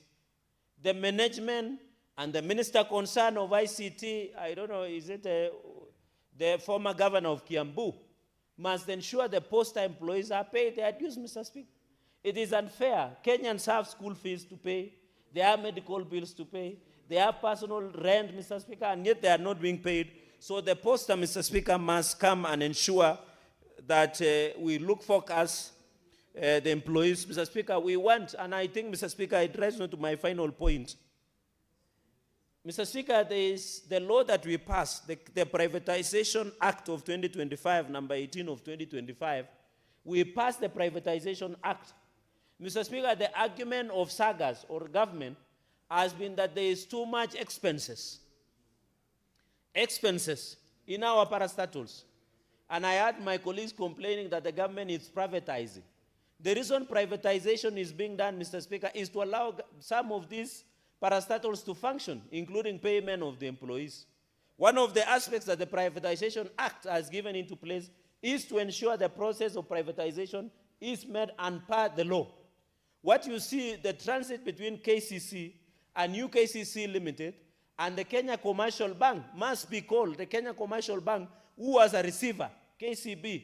I know KCB is one of the established banks in this country, Mr. Speaker. They must tell us what their role. And I'm happy, the Speaker, you had said we should sit and agree on what the role KCB or Kenya Commercial Bank played in this process of the KCC, new KCC Limited, and their process in winding up and ensuring that the receivership was done at that point in time, Mr. Speaker. So this issue of Privatization Act has given into focus. I am aware, Mr. Speaker, that the government is trying to offload Safaricom shares through, and I'm happy the government is doing public participation. Safaricom shares offloading, Mr. Speaker, will assist in fundraising, among other things, infrastructure support. You are aware we are doing road from Wajir through your county to Nairobi. We need enough resources. We can not only depend on World Bank or any other. So the sale of Safaricom shares should be supported. I have seen individuals, Mr. Speaker, who want to correct government, but they don't have an alternative. Mr. Speaker, as we talk, the public debt is approaching way above 11 trillion. In the budget policy statement, Mr. Speaker, the internal public debt is close to 1 trillion Kenyan shillings in terms of the interest of domestic borrowing. We must sit as a country and say the sale of Safaricom shares is within the law. And we need to raise, at least I'm told it's more than close to 250 billion, that will ensure Mau Summit, Rironi Road is dual. Mr. Speaker, people who come from Mount Kenya, and I don't have a problem with, I traveled the other day to Murang'a. Mr. Speaker, they only use 30 minutes to be in Kenol because they are road. For us who come from Western Kenya, and I can see a number of us, we take even 2 days and sleep on the road to reach our homes because of the pathetic traffic gridlock along Mau Summit to Rironi, Mr. Speaker, or Rironi Mau Summit, and therefore the sale of Safaricom shares should, and the government should proceed. I'm happy in the public participation that has been conducted by the National Assembly, Mr. Speaker. Even I want Kenya Pipeline Corporation, the sale of shares through initial public offer. Kenyans should buy, they should own some of these parastatals to ensure these parastatals keep making profit and ensuring that we are with you. And I heard the President, please, the issue of generators should be fixed, especially leave alone seedlings, we'll come to that. The issue of Ramadan is beginning. I wish the people of Mandera could get electricity. And I'm happy the President noted that the generator. But what curiosity, Mr. Speaker, I was looking at the OAG report. The neighbor governor, Governor Ahmed Abdullahi, the COG chair, used 9 million to repair a generator instead of buying a new one. You know, that's what shocks me. It is in the OAG report. And Nancy Gatungu has flagged this in 2024-2025. That the Wajir governor used 9 million to repair a generator instead of buying another one, Mr. Speaker. So we must ensure that these issues are handled once and for all. Mr. Speaker, my heart also goes to the great people of Sangailu Kediloni in Nijara constituency in your county, where they are drinking water that is looking greenish, because the county government of Garissa has failed to provide clean, Mr. Speaker. And you know, I heard the Senator of Mombasa talking about seedlings. That's why we were asking Mandera governor, why would you buy seedlings in Mandera instead of supplying water to the people because of drought? That is what is happening in Sangailu, in Ijara constituency in Garissa. The water should be available. I want, there it is. Maize seedlings on the other 55 million, Mr. Speaker, but I know colleagues will do that. But I'm appealing to Kenyans that access to clean and affordable water should be a preserve of any Kenyans, Mr. Speaker. And therefore, even where we are raining, we should ensure that we focus on provision of water going into the future, Mr. Speaker, in across, and I'm happy the rains are there. We should ensure Kenyans access, especially in this season that is coming, Mr. Speaker. Because I can see, Mr. Speaker, the issue of water, the reason I'm saying is because there is drought in the country. Even as we discuss at the employees' rights, we must sit and ensure that we remain focused, Mr. Speaker. I've seen even there is a diarrhea alert somewhere in Wazingishu, Mr. Speaker, and we spend a lot of money. We spend a lot of money in accessing water, Mr. Speaker. With those many remarks, Mr. Speaker, allow me to support this motion. Thank you, Mr. Speaker. Senator Olekina.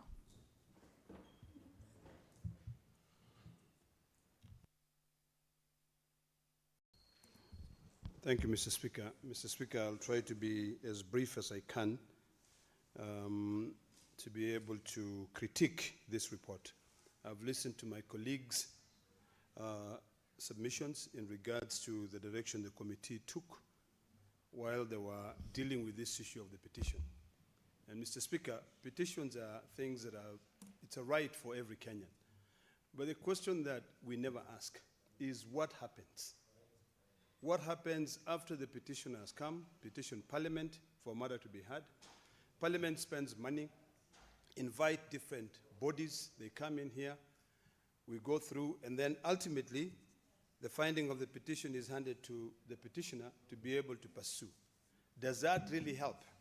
Mr. Speaker, I've listened to my colleagues make their submissions, and what I deduce from reading the report and also from my colleagues' sentiments is that there is an over-reliance on the morality, humanitarian aspect of this petition, forgetting the legal fundamentals of this petition.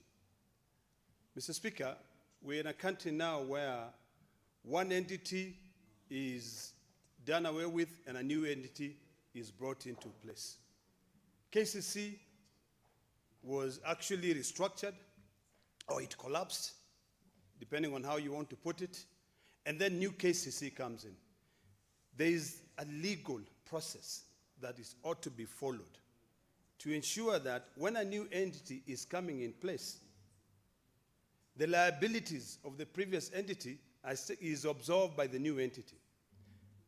Mr. Speaker, if we don't analyze this petition properly, and that is why from the onset, I would want to recommend that this House does not adopt this report and recommit it back to the Labour Committee for them to be able to really analyze on the consequences, intended and unintended, of adoption of this report.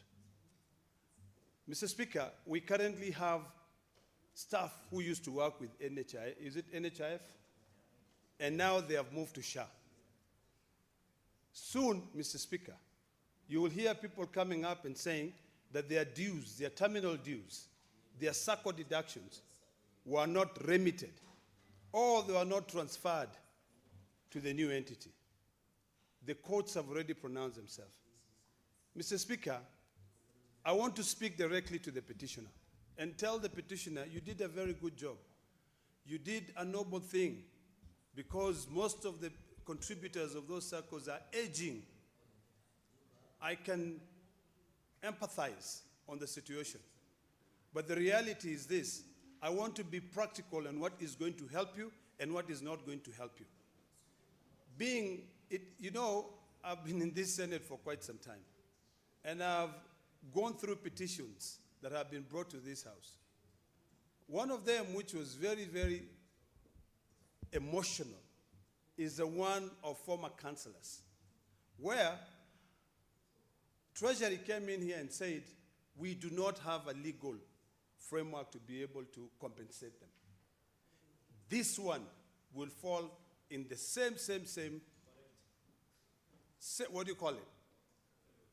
Category. And that is why it is important, Chairman, that this report be recalled, not adopted, so that you can strike a balance between the legal challenges and the humanitarian, moral, or morality. You have to strike a balance between the two. And my view is this. These staff benefits, provident funds, and related dues, which are coming up to about 204 million. Is it 205 million or 204 million?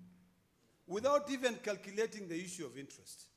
The first thing to do is to go back to the law and say, what did the Court of Appeal say?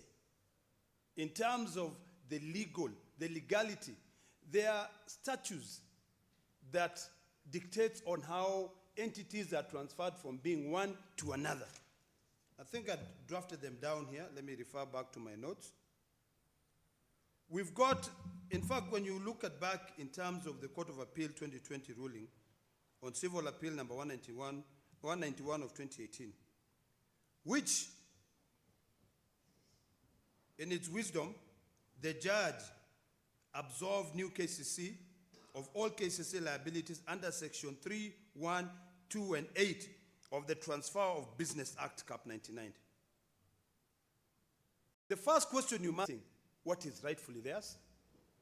The first thing, Mr. Chairman, you would have done through the Speaker is to look at that piece of legislation, the Transfer of Business Act, Cap 99, especially section 3, 1, and 2. And ask yourself, why was it drafted there? And what will help these aging former KCC employees who are now languishing in poverty? Because what was deducted from them was never remitted to the SACCOs. How can you be able to look at that? Do we need to amend? Do you need to sue the AG? If you rely on the AG's recommendation, I dare say you will not be able to get anywhere. Because, of course, the AG will be able to absorb the government. And the Cabinet Secretary of Treasury will come and tell you, unless your Parliament comes up with a supplementary budget, and you allocate those funds specifically to be able to compensate these former KCC through a humanitarian angle, there's no way we can help. But is that not setting a very dangerous precedent to future entities that are transferred from one entity to a new one? Have you taken into consideration NHIF moving into to SHA? Suppose the same case comes up tomorrow. Will you go back and say there's already a set precedent? So can Parliament go back? What about the fiduciary responsibility, Mr. Speaker? So, Mr. Speaker, the petitioner's case, which no doubt is rooted in verifiable salary deductions and constitutional fair labor practices under Article 41, deserves swift humanitarian relief. However, we have to look at the legal aspect of it. And my view is very clear. We've got what I've already highlighted in terms of the Transfer of Business Act. You need to look into that. And that is why I keep on saying this report should not be adopted by this Parliament, should go back to your committee. Number two, these claims, have you been able to verify them? Are your findings truly evidence-based? Have you carried out an audit of these claims? And you are certain, without any doubt, that it is true.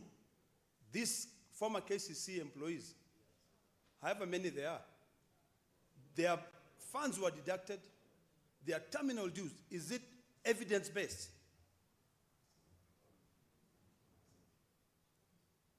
We also need to look at the PFM Act, I think section 43, on this petition, in terms of if we were to compensate these people, or if we were to commit public funds in terms of compensating these people, how will it be treated by that act? Will it be legal or illegal?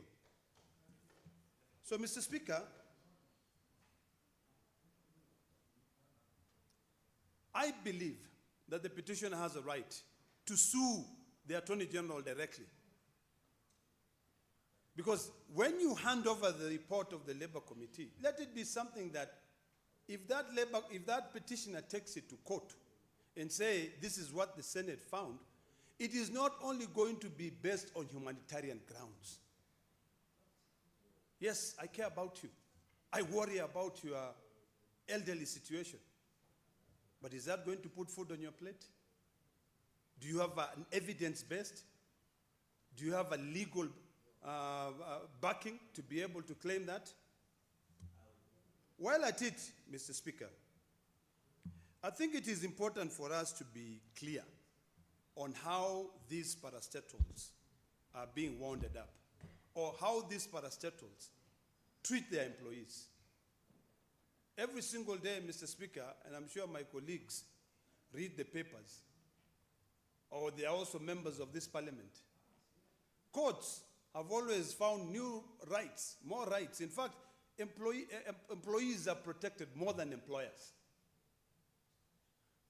But what does that right translate to? Does it translate to them being happy? Today, if you attend CPIC or even PAC committee, you will find that most of the findings by the auditors is that our own county governments are deducting statutory deductions, but they are not remitting. Is it about time that we come up with a process where when your deductions or your retirement benefits are being deducted, they are ring-fenced in a way that the moment you retire, it is only you who will have the key to be able to go and open that box and get that money, but not having to rely on someone else. 4 months ago, I was even fighting for my own sister with Treasury, who retired as a teacher. And it took 4 years for her to be able to get her dues. 4 years. In fact, most of the money that she ended up getting was to pay loans of the money she was borrowing to come to Nairobi to follow up.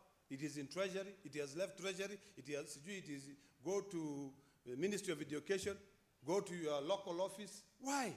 Why do we make things so difficult for people? This red tape is what is killing this country. We all talk about wanting to advance to be a modern society. But when our own welfare is neglected, how are we going to be able to advance to be that first-class community? People work.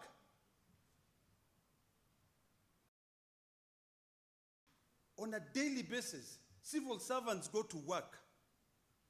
They work for 40 hours a week, sometimes even 80 hours a week. Because, in fact, if there are people who are never acknowledged in this country as civil servants, when we politicians are going through our election circles, they are still there working. They are still working there. Our secretariat, if we get elected, re-elected or not re-elected or reappointed or not reappointed, they will still be here. But seldom do we recognize them. Now, when they retire, they now start coming to us, oh, Senator, help me, get my dues, help me. These are my retirement. In fact, there's a gentleman, an older man, who calls me on a daily basis. And he always tells me, please, talk to Lapset? To Mr. Kiilu. Is it Kiilu? Tell him, I need my money. I've done my calculation. I need my money. I go there. This old man is around 80 years old. I go there. I take him there. They meet, they talk, he's paid some little money, he comes back with a new calculation. We need to have a solution to this. To a point where I even feel embarrassed. When I see him calling me, I get embarrassed. Because I don't know whether the money which we agreed is being paid, he has been paid or he has not been paid.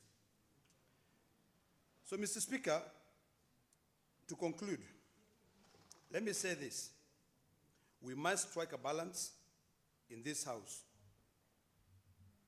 We must anchor equity to the law.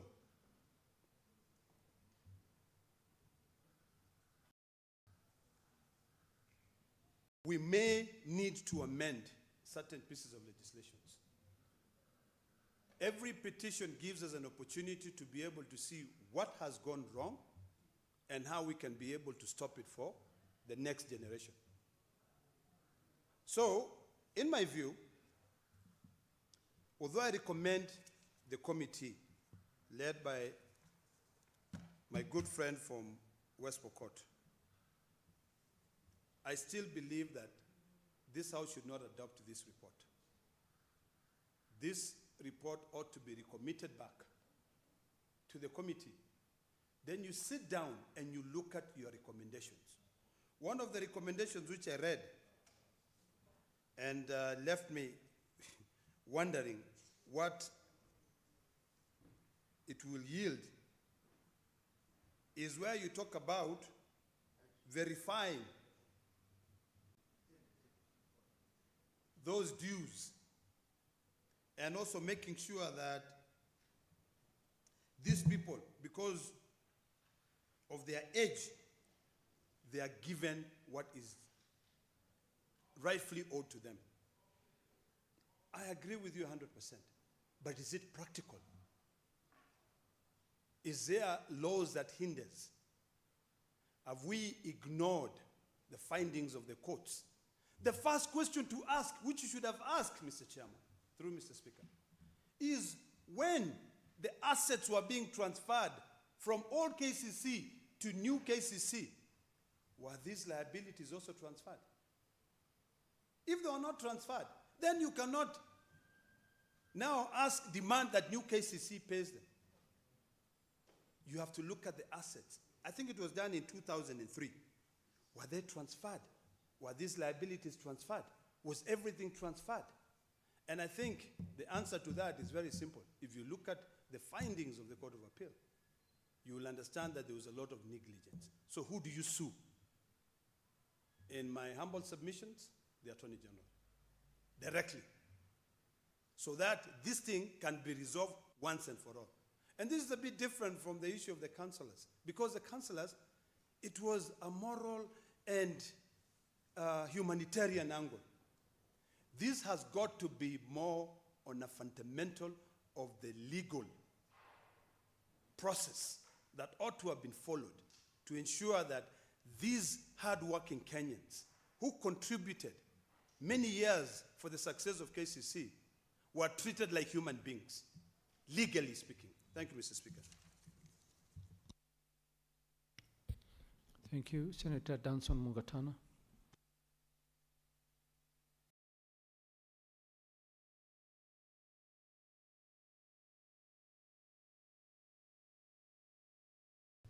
Thank you, Mr. Speaker, for giving me the opportunity to comment on this report by the Standing Committee on Labor and Social Welfare. Mr. Speaker, may I start by commending the chair of this committee, the Honorable Murgor, for the good work they have done on this question that was referred to the committee for resolution. Mr. Speaker, I do not want to repeat what my colleagues have said, except to concretize the facts that these KCC workers were not paid their dues. Their contributions were not paid to them. They sued the company, and Mr. Speaker, they were awarded their rights.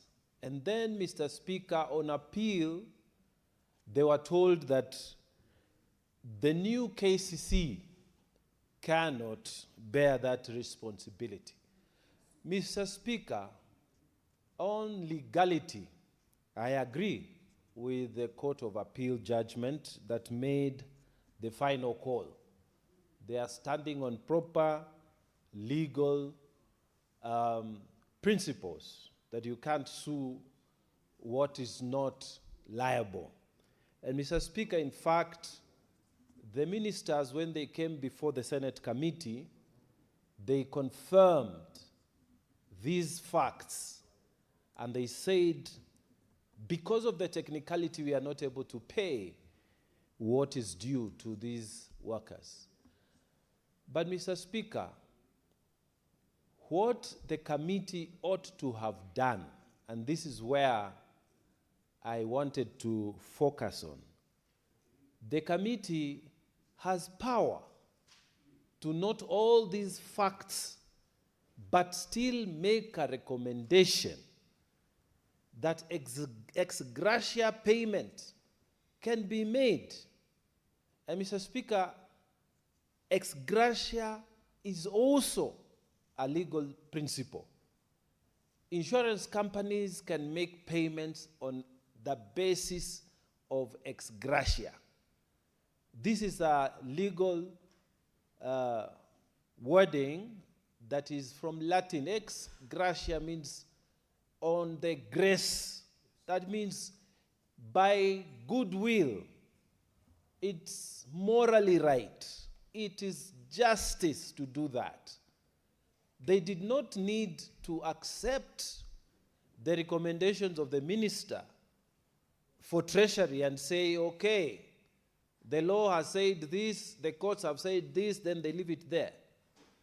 They ought to have gone one step further and recommend that despite all this, these workers ought to be paid on ex gratia basis.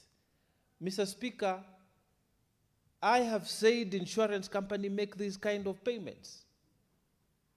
Labor courts can make orders on this kind of payment.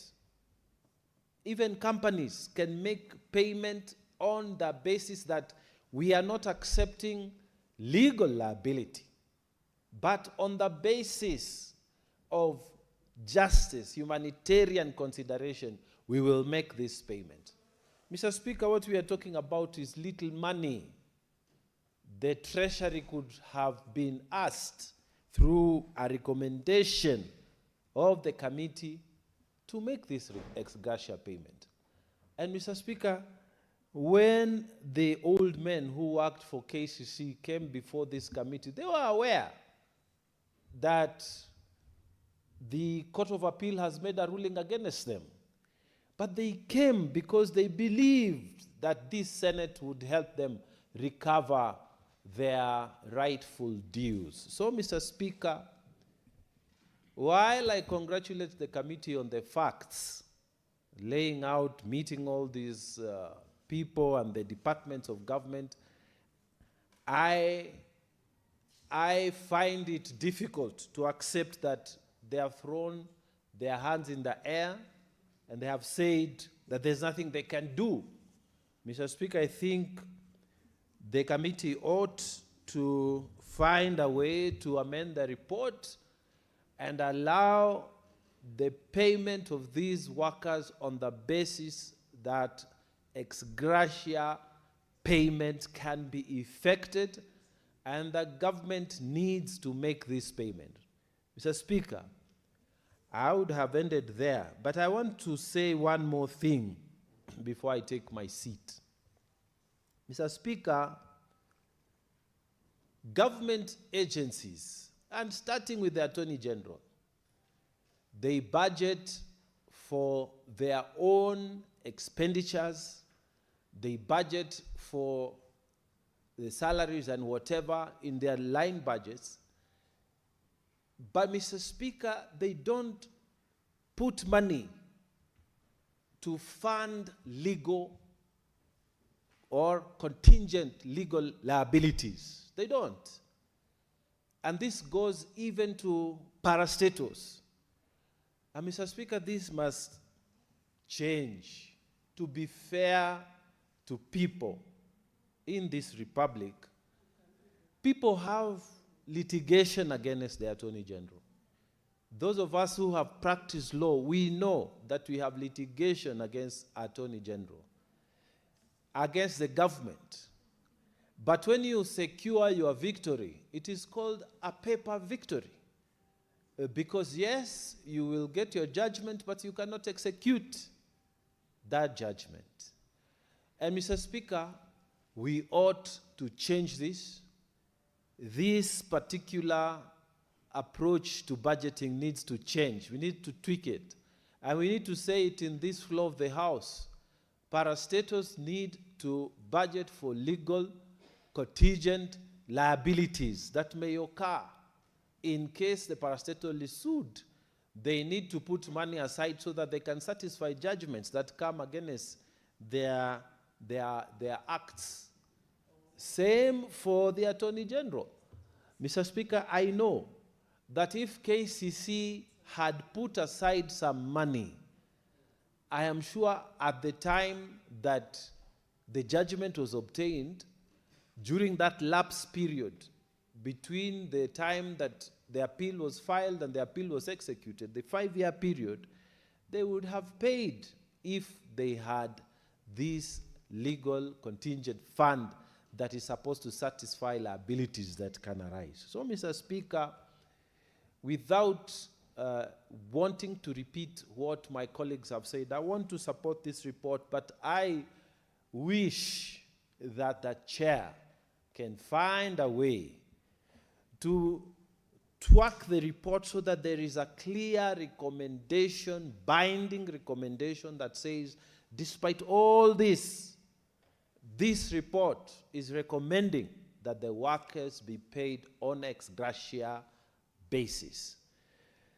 And Mr. Speaker, one of the things, finally, that has come out here is that the workers were making payments, they were being deducted, and payments were being made to government bodies, Provident Fund, or whatever. But these payments were not reaching those bodies. Mr. Speaker, as senators, we need to be very alert and worried about this because it is a trend. I know my county, Mr. Speaker, under the current governor, they deduct workers in Tana River County. They deduct them viciously, Mr. Speaker, from their payslip, but they do not submit these deductions to the government bodies. So the workers are denied. It is unjust, Mr. Speaker. It is wrong, but governors are doing it. And I know the governor of Tana River is doing it. And they are so shameful, you know. It's very shameful that what they do is this to our workers in the county. Because, Mr. Speaker, some of these governors, Mr. Speaker, they employ people even to carry their chairs, you know, for functions.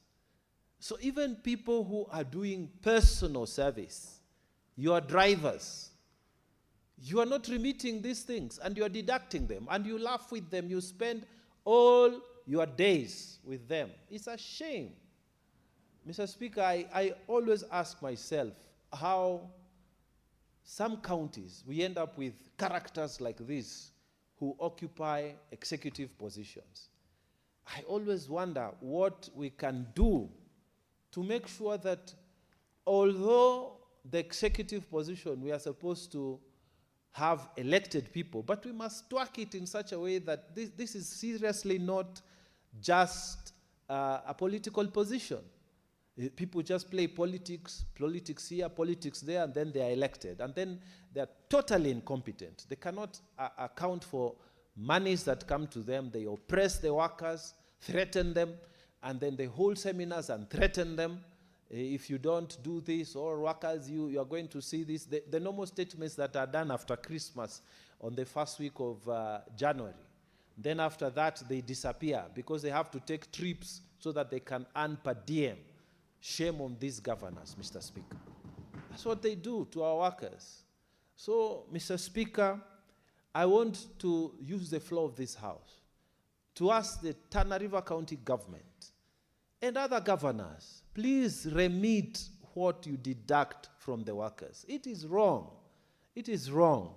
And this makes devolution look so bad because you are devolving bits that... It was meant to be deductions for as retirement benefits for our people, whether the money was going to be given as gratuity for our people, whether money was actually supposed to be paid through the county governments so that the workers who have worked in these institutions can receive their legitimate dues.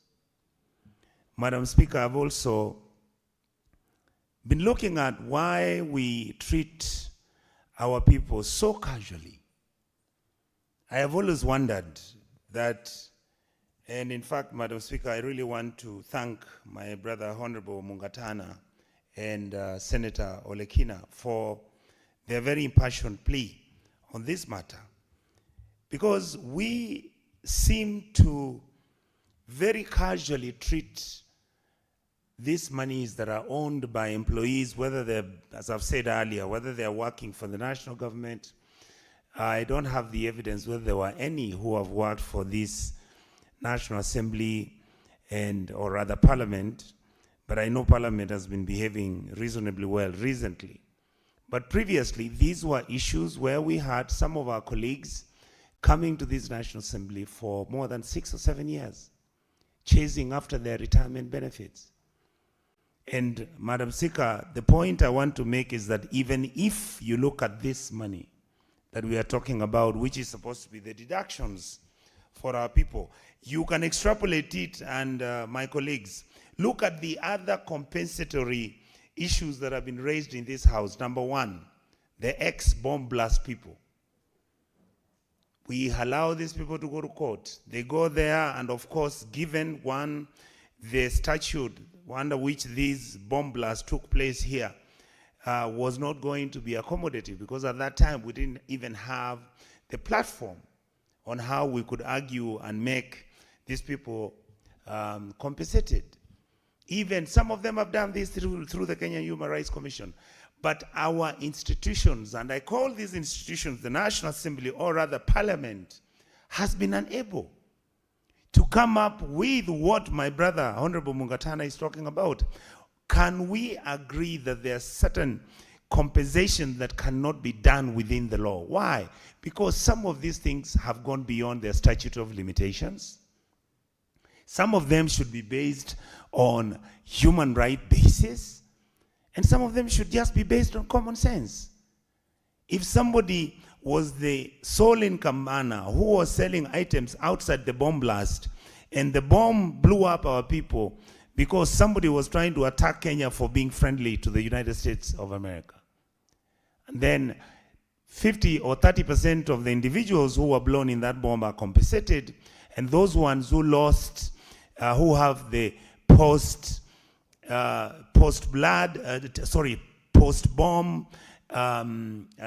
traumatic experiences, where some of them till today talk about how they are not able even to sleep, and it's been over 30 years. Surely we need to come up with a mechanism within the law on how we can compensate our people. Number two, it is true, the deductions which most probably were being done for those employees who are working at KICC and did not get to the statutory body that was supposed to have paid the employees was eaten by certain individuals. The truth is, these individuals were never followed. The truth is, the law was never used so that either we could recover this money or even make sense on what to do with the people who are not receiving their money. And of course, my colleagues have ably and wonderfully stated here, like Honorable Mungatana has again graciously raised the issue. Look at the way how some of our governors behave. They are unable to pay gratuity to people who've worked for them and they've moved. They are completely live alone. the political mismanagement of the workers in their county governments because they believe that some of these individuals were not loyal enough to them. Some of these people who even left some county governments some 3, 4, 5 years ago, Madam Speaker, have never received their payments. And why then as a house don't we come up with resolutions on how, one, those individuals who have faced injustice, let them get compensation through a government mechanism which this house can sit and actually draft. Number two, if there are county governments that have been unable to release funds, which most of them are not releasing those funds, I believe that we can actually pass a moratorium in this house or a memorandum of actually asking the controller of budget to make sure that the payments which are supposed to go to these employees become the first charge. Finally, I had my colleague raise a question. How did we get such irresponsible people that are not able to look at Kenyans in terms of their capacity, in terms of their exposure, in terms of their human rights, in terms of their legality, where we actually refuse people to get their money after working for 25, 30, 40 years in an institution, and many of these institutions were actually bankrupted. Then an excuse is given. It's the same thing. I think we saw Jomo Kenyatta Referral Hospital having the same issue, where people who used to work under the auspices of the World Bank are not receiving payments so that they can be released to go and do other things. And there are many other institutions like that. So what we are saying, Madam Speaker, is this. Yes, we can do all these reports like the one that has just come here, which is done extremely well. But our recommendations are always weak. And it's because we've always thought in this house that we don't have enough teeth to come up and implement some of these recommendations. And therefore, I'm seeking and persuading my colleagues in this house that let us take whatever that we find that is not functioning and we begin to fix it so that it can make Kenyans receive their right, receive their payments. If it is their ex gratia payments, whether it is their family payments, whatever payments they make, we make sure that some of these things are done according to the statutory period so that our people can begin to say that government and even the corporate sector, even all the economy of Kenya is an economy that is friendly to its workforce, because once you work and finish and you finish your years well and you take care of the responsibility you had, then naturally you should receive your compensation as your retirement benefit and your historical benefit. And therefore, Madam Speaker, my opinion is that I think, like my colleagues have said, let us begin through our committees to interrogate those issues that we are failing to implement. Once the recommendations are made in this house, seems like nothing actually is followed up. Even when we get some of the audit reports that have recently come up, where you find individuals, are being informed, Madam Speaker, that as far as Kenya is, our country is okay, doesn't have any challenges. Some of these things are the ones which make Kenyans really angry. And unfortunately, Madam Speaker, they might even blame the current government, and yet the issue is not really with the current government. I think this is an issue that historically and perennially been with the government of the day, that we do not treat our people with dignity, we don't treat Kenyans as real Kenyans, and we don't handle Kenyans the way we should. And Madam Speaker, I want to raise an issue which I saw where a member of parliament of Kituru Church South, Anthony Kibagendi, is being vilified, and in fact the House has decided that he has not behaved very well by him publicly mentioning that basically, as members of parliament, even the Senate, we are becoming useless. That's the indictment that the public out here keeps raising about us. And the reason is we need to capture the mood. We need to understand what Kenyans want. Those things that don't need politics, can't we fix them? I don't see how individuals who are complaining why they are not being paid their retirement benefits, how this can be politics. Surely we can sit in this house, set up a subcommittee, which is a given permission or through the statutory powers of the Labor Committee, and make recommendations, and those recommendations are final and binding. And we can seek consultation with the Supreme Court and the Court of Appeal and the High Court and make sure that any of the laws we pass cannot be contradictory. And yet, we operate like everything is normal. And yet, our people don't get payments from the statutory bodies that were supposed to pay them. And yet, we understand some of this money was actually stolen. The people who stole the money are not held accountable. So, Madam Speaker, I'd like to say that I agree with the report and I appreciate the good work they have done, but we need to look for a way. And I remember there was a time when the Speaker made a ruling and said, stop complaining that you don't have the teeth. Can we now begin to build the teeth in this house which can make Kenya a country that is governed and is respected the way it treats its workforce? With those few remarks, I want to say thank you, Madam Speaker, and I support. Senator Wakili Sigei.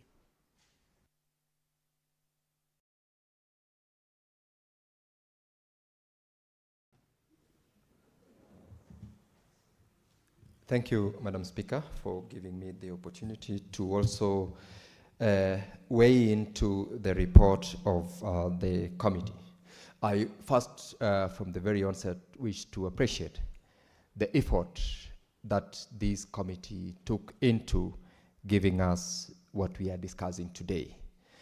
Madam Speaker, I have gone through the recommendations, and as we appreciate the work that the committee did in establishing the historical background where the former employees of KCC, having won in their first attempt before the High Court the case to claim for their dues, they lost in the Court of Appeal. To the extent that then the Court of Appeal, besides overturning the decision that had given them the entitlement, it did state that they were entitled to certain payments and directed the Office of the Attorney General to see the mechanism within which these former employees were to be paid. Madam Speaker, this petition has been filed before this House on the strength of the constitutional provisions of Article 119 that mandates this House to do what is within its powers, either to legislate, to amend, or to repeal any statute or law. And in this case, part of what we as a House have as a mandate is to find a solution to support such vulnerable former employees who felt that coming to this House was giving them a recourse to get the entitlement. The assumption that that petitioner made when they were filing before this court, before this House, the petition, is that they will get to be paid. And having heard them, because from the report you will notice that the committee did engage these petitioners, it engaged the Office of the Attorney General, it engaged so many other stakeholders. The report, in terms of its recommendation, in my view, ought to have done better than it did by recommending certain policy statements. Actually, the recommendation that the interministerial committee that was set up by the cabinet secretary in relevant ministry to report within 6 months does not give the petitioner what they expected when they were filing the petition before this House. Assuming that that interministerial committee recommends that they are not entitled, their coming to this House was that resort of the last, saying we will get our entitlement here. They will not get if the interministerial committee were only to say, unfortunately, the finding of the Court of Appeal was that the new entity that took over from KCC is not liable to pay. Secondly, the policy framework, which they gave out as their second recommendation, is futuristic. Admittedly, yes, that is supposed to be the way to go. What remedy are we giving these petitioners as a House, as Parliament, that the petitioners came in seeking for support? And so, in support of what the rest of the members have said, the committee ought to have gone out of its way to facilitate an ex gratia payment, to facilitate a support to these former employees whose contributions and deductions were remitted or not remitted. I have not been in a position to read the facts in the matter that was before the court, but the bottom line is they were entitled to, as former employees, for whatever benefits that they contributed through the scheme and through the former employer, to be repaid or to be paid upon retirement or upon the dissolution of the former employer. So I really wish that the committee had been very clear and straightforward in its recommendation. But all is not lost, Madam Speaker, because even as we adopt this report, the committee still has given itself a window within which to follow up the recommendations they have made, both with the Office of the Attorney General as well as the Cabinet Secretary of the relevant ministry. I wish that in their follow-up processes, they undertake to highlight the fact that even as the Interministerial Committee pursues a recommendation on their part in terms of how else can they pay, they should stand firm in ensuring that this over 204 million, which is actually money that was established to have been deducted and remitted from the salaries of these former members of Maziwa Sacco, that money should not be lost, because whether or not a matter went to court, these deductions were from the salaries of those employees, and they must then get it back because it is their entitlement. This conversation relates largely, Madam Speaker, to what we received from the Office of the Auditor General's report to our various county governments, where county governments deduct from salaries of many of their employees, whether it is for purposes of NSSF, NHIF, or even to those established schemes. That deduction is made on their payslip, but then they are not remitted. And therefore, when the Auditor General flags out those things, we have got over some, I think, 104 billion outstanding remittances in almost all the 47 counties. The biggest question which the Auditor General and which this House also asked when they were looking through those statements is that where do this money go and who will pay these former employees if they are not remitted even after deduction, because a number of them have gone into pending bills. And the Office of the Auditor General, though having flagged them, has only raised that these are red flags to mismanagement, to corruption, and to unjust treatment of employees who are working for county governments. Their salaries have, their deduction have been made, but not remitted. So even as we support this particular recommendation by the committee, the same should be sounded on our county governments where deductions have been made.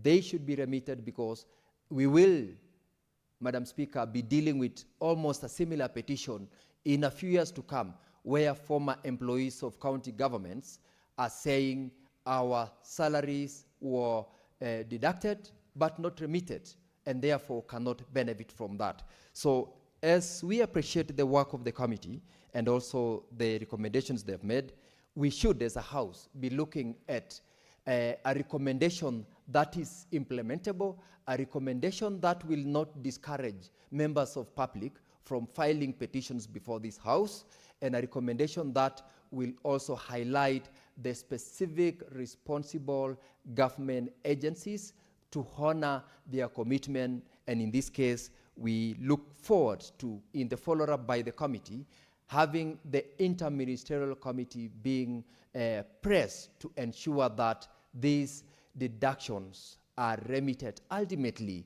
to the former employees, whether or not a finding of the court had exonerated the new KCC from the liability of these former employees. Madam Speaker, I congratulate the Honorable Chairman and his members of the committee for the work they did, save for those few comments which I wish in their pursuit to follow up, ensure that they pin down to the inter-ministerial committee's work in their implementation of the committee.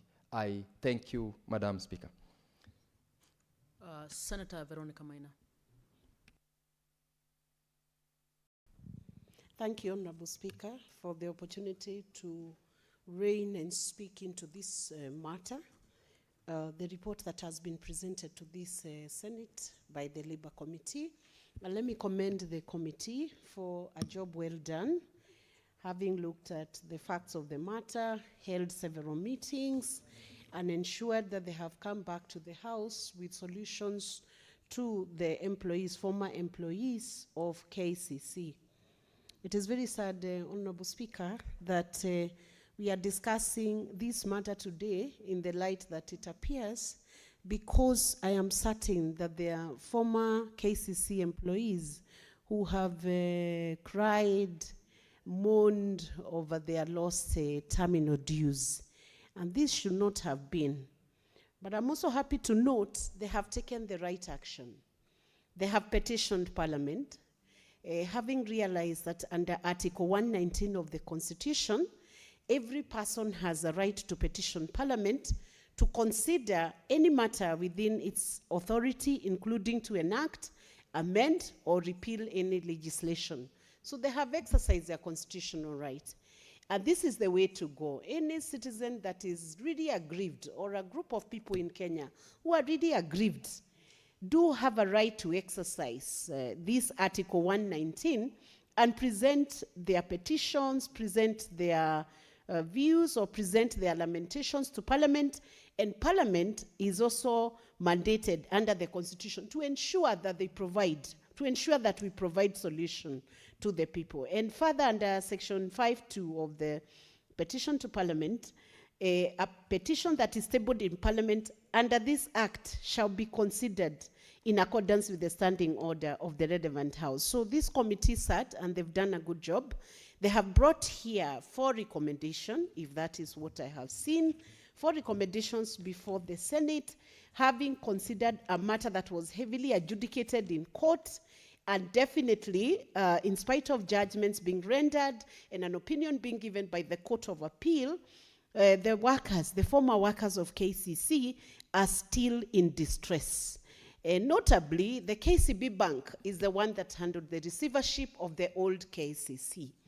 And it is important that the committee has noted in one of the recommendations that the receivership regulations must now be tightened. Why? Because if a receiver is already transferring the assets and the liabilities of a company to a new formation, that is the new KCC, the question we ask ourselves, does the receiver not have a duty to disclose to the new company that is taking up the ownership of the old entity? Do they not have a right to disclose the assets and the liabilities, the full set of liabilities that is due, and that would definitely and naturally transfer to the new entity? So I find there is a very big gap there, and I would call upon the receivers, because they are also, banks of repute like KCC, that when they are handling their mandate as receivers, it will behove on them, because they are also public entities that are quoted in the stock exchange. It behoves on them to act in utmost good faith and protect and defend every right that is being claimed from the old entity or the entity under receivership. So it calls us to focus a lot on the role of a receiver.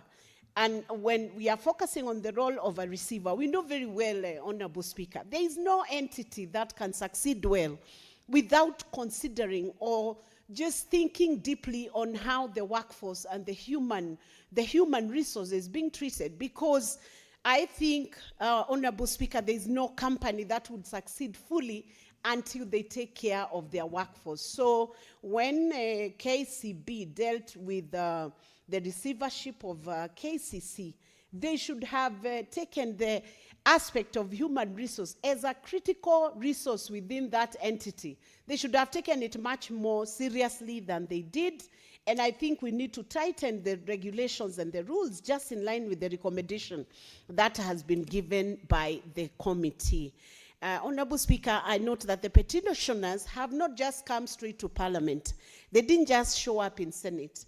They went to court. They petitioned in petition number 1299 of 2013, and Justice Wasilwa granted an order that New KCC Limited was liable to pay the former employees. And the New KCC appealed, and at an appeal level, the former employees of KCC lost. And I'm sure those employees are now asking themselves, where is justice in all this? And the question we must ask ourselves, in spite of the changes of the company from the old KCC to the new entity KCC, was the claim due? And who gets to pay this claim? What is the role of the receiver? The committee has made recommendations. In this recommendation, they have recommended that the Cabinet Secretary and the Minister of Cooperatives to fast-track an ex gratia payment to these KCC employees, to the former KCC employees. I support this recommendation, Honorable Speaker. I fully support it. Why? Because they must not be held liable, or they must not be the losers in a transaction where assets and liabilities of a company were transferred to a new entity without full disclosure by the receiver, Honorable Speaker. And I'm sure in this receivership, the Attorney General's office was involved. What was the role of the Attorney General office in giving advisory to the receiver? What did they do? And how did they conduct their affairs? And that gap, who gets to pay contributions that were deducted from these former employees but not remitted even to Provident Fund? This is very wrong corporate behavior, Honorable Speaker. And indeed, all government entities must be held to account fully. If they do any deductions for employees, those deductions must be remitted. And I think one of the things that need to be done, compliance on a monthly basis, so that we do not have discussions like the one we are having now today. Any deduction that is done from employees, even private entities, must be remitted to the relevant authorities, Honorable Speaker. Because then we will find a class of workers who worked for government, which should have been very prestigious. Working for a government corporation or an entity is prestigious across the whole world, Honorable Speaker. Anybody who works for government anywhere is always given very high regard because they represent government. So imagine employees then working in the public sector, serving the people, holding up for is deducted, and remit those deductions, and actually fails to remit 1 month, 2 months, 10 months, a whole year, and they are not remitting. Are they above the law? Should they not comply with the basic laws that have been set actually to support the government of the day? I think it should be embarrassing for us to be discussing deductions that have been effected from human capital and not remitted. They should be remitted, Honorable Speaker. So I believe the committee was on its right tracks to recommend that there should be a time-bound settlement plan for the former KCC employees, and I fully support that, and that our committees now must become strong enough to be able to oversight on such issues so that when these recommendations are done, then they are effected in a timely fashion.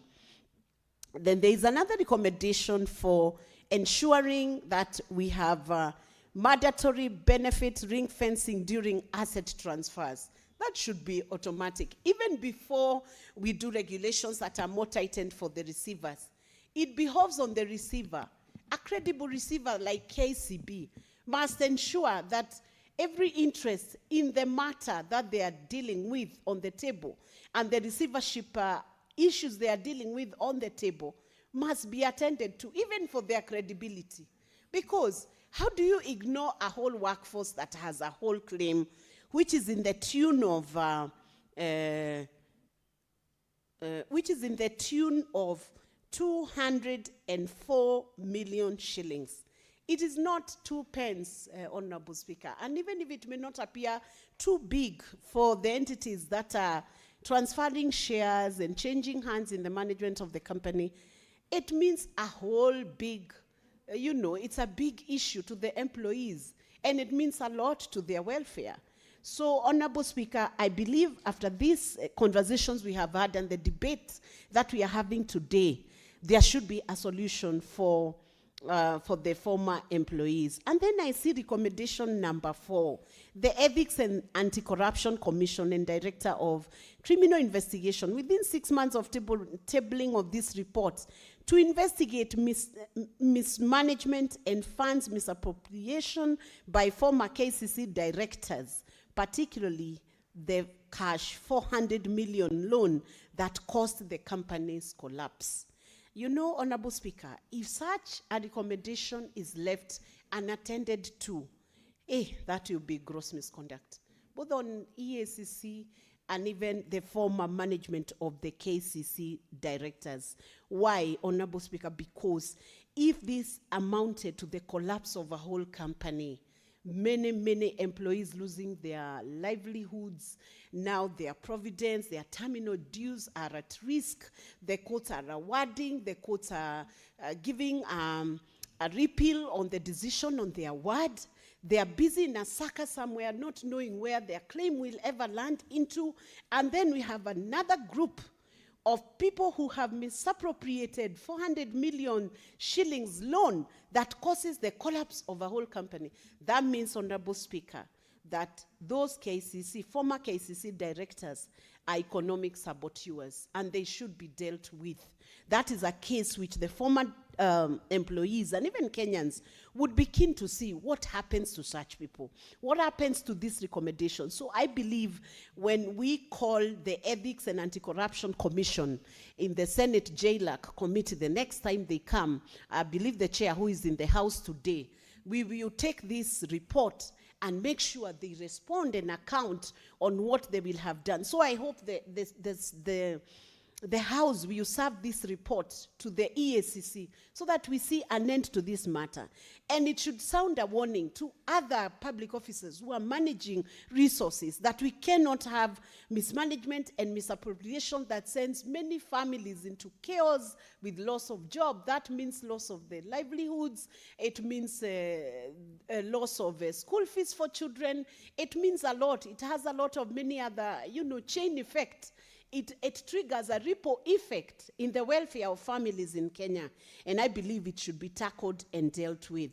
Honorable Speaker, I want to congratulate the committee for being strong in this matter, and I want to pray and hope that by the time we touch this report again, that the KCC, the former KCC employees, will be a community that can smile and say that honestly, Parliament works. Because Parliament is the foundational and institutional guardian and custodian of human rights. It's the final stop for accessing any elusive rights and for helping citizens to access human rights through legislative action, budgetary allocation, and even oversight action over the executive. It is in Parliament where you can find the interface of dealing with the executive, the ministries, and the interface of dealing with any legislative gaps that could have caused any breach of human rights. And that is why, for these former employees to bring this matter to the Senate, it was the right action. And we urge any Kenyan to know that Parliament exists to serve you. Parliament exists to ensure that your human rights are enforced, they are upheld, they are respected, and that you can enjoy the dignity that you deserve to enjoy as a citizen of the Republic of Kenya.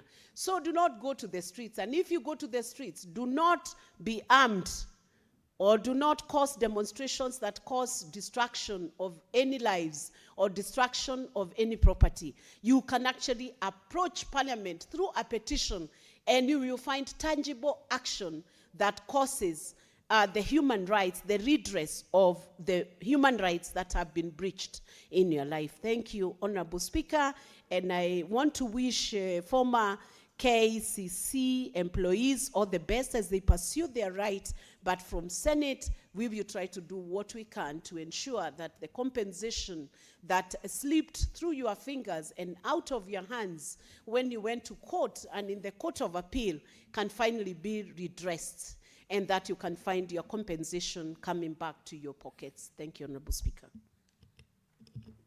Senator Beatrice Ogola. Honorable Speaker, I thank you for giving me this opportunity to add my voice to this petition that was done by one Mr. Bernard Kananda. And from the onset, Madam Speaker, I want to congratulate Mr. Bernard for taking courage on behalf of the suffering former employees of KCC that have not gotten their benefits, Madam Speaker, that were due to them at that time. Madam Speaker, as I rise to make this presentation, I want to remind Kenyans that we have just begun the Lenten period, and it is a time of forgiveness, Madam Speaker. It's a time of giving. And Madam Speaker, giving is not limited to giving in kind. Madam Speaker, it is a time that we should reflect in a number of issues in our country and in the world. It is a time of watching what you say, Madam Speaker, to others in the family, in the community, and in the spaces where we are. It is a time of thinking about the less fortunate in the society. And Madam Speaker, we wish everybody well in the country and in the world. Madam Speaker, as I begin also this presentation, I have a broken heart. Madam Speaker, just last week in my ward, in my village, we lost one such retired personality, one Boniface Okeyo, from Kosewe, Kanyamwa Kosewe ward, from my village, Madam Speaker. And Madam Speaker, this gentleman was a retired public officer who had not received dues, who had not received his pension. And Madam Speaker, why my heart is that this gentleman had gone through the suffering that equally, the suffering that the former employees of KCC had gone through. This gentleman didn't even have fare, Madam Speaker, to follow those dues in Nairobi, Madam Speaker. And Madam Speaker, finally he got a lift in a lorry. The operator of that lorry was gracious enough to grant him a lift to Nairobi. One wonders how, when he finally would arrive in Nairobi, if he didn't have fare, how he was going to operate. But Madam Speaker, that is the story of most of the retired public servants, because they have waited for so long for their pension.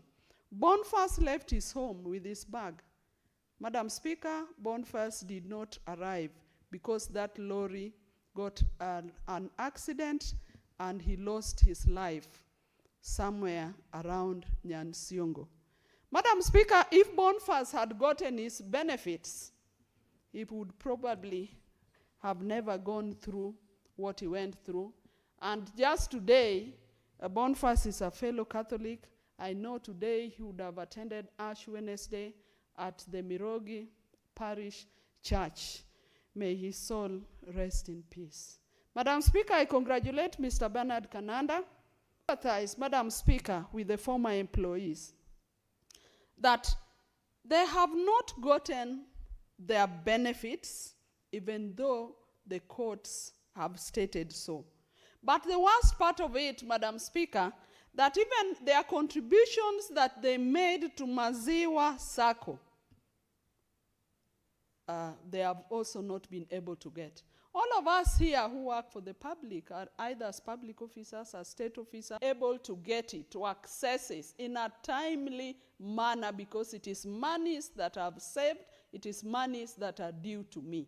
And Madam Speaker, that is the same story we want to hear wherever other Kenyans are working, at whatever level, that what you save in a circle, you should have access to. What the benefits that you have as employees, you must have access to. And I want to congratulate this committee of labor for taking this matter head on. Madam Speaker, at the ICT committee sometimes back, a predicament of the same nature was brought to our attention of the poster employees who had not gotten their salaries for months, Madam Speaker. And because of the deliberation of ICT, we even had to invite Treasury to our meeting and the Ministry of ICT then, and a commitment was made, and those employees were able to get their payment.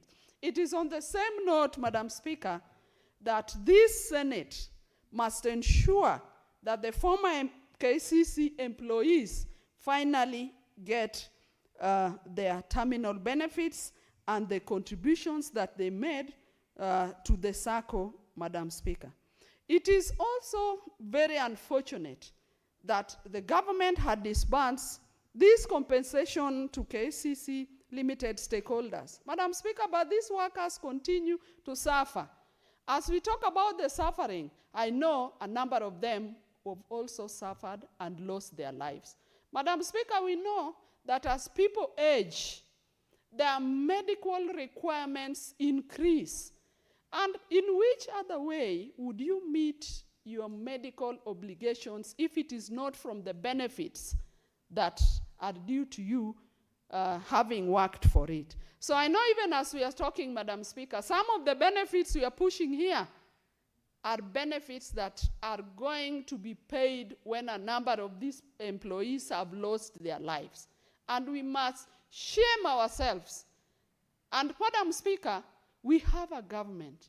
Our government must stamp its foot to ensure that workers get their dues and benefits that they work for. And that is why I'm happy with the recommendations, some of the recommendations that are here, that we must ring-fence the benefits of workers, Madam Speaker.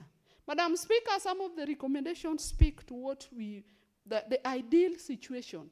And this need not to have come from recommendations, Madam Speaker, because these are the rights of our people.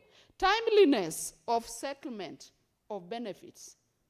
And we should also have an automatic compensation system, Madam Speaker. But Madam Speaker, I ask myself as we deliberate over this, where is the AG? The AG has a role in all this, Madam Speaker. We are talking about the public. Madam Speaker, as my colleagues have also said, argued here, that is the kind of situation that is going to face even a number of our employees in the county governments. Senate is here to look at the interest and protect those interests of our county employees.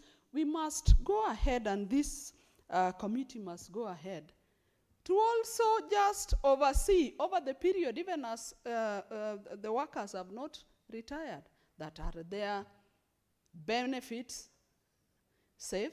Will they be given in a timely manner? Are they ring-fenced? But above all, the circles which our people save a number of their monies, are those circles regulated, Madam Speaker? Madam Speaker, as I speak here, I know there must be a regulator of the circles. they must ensure that what people contribute in terms of their savings are safe, Madam Speaker. And we should go even ahead. This committee must get a regular yearly audited auditors report that must capture those issues that we are talking about. So, Madam Speaker, I support and I feel that the recommendations must be tighter. We must ring fence, as I've said.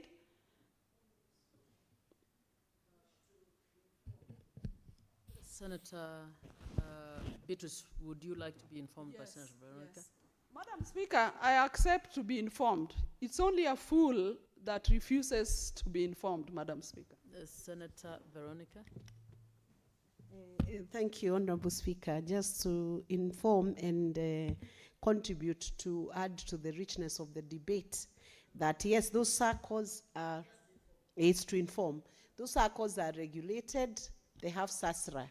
So there is no reason for any circle not to have the money firmly available for the workers. Thank you.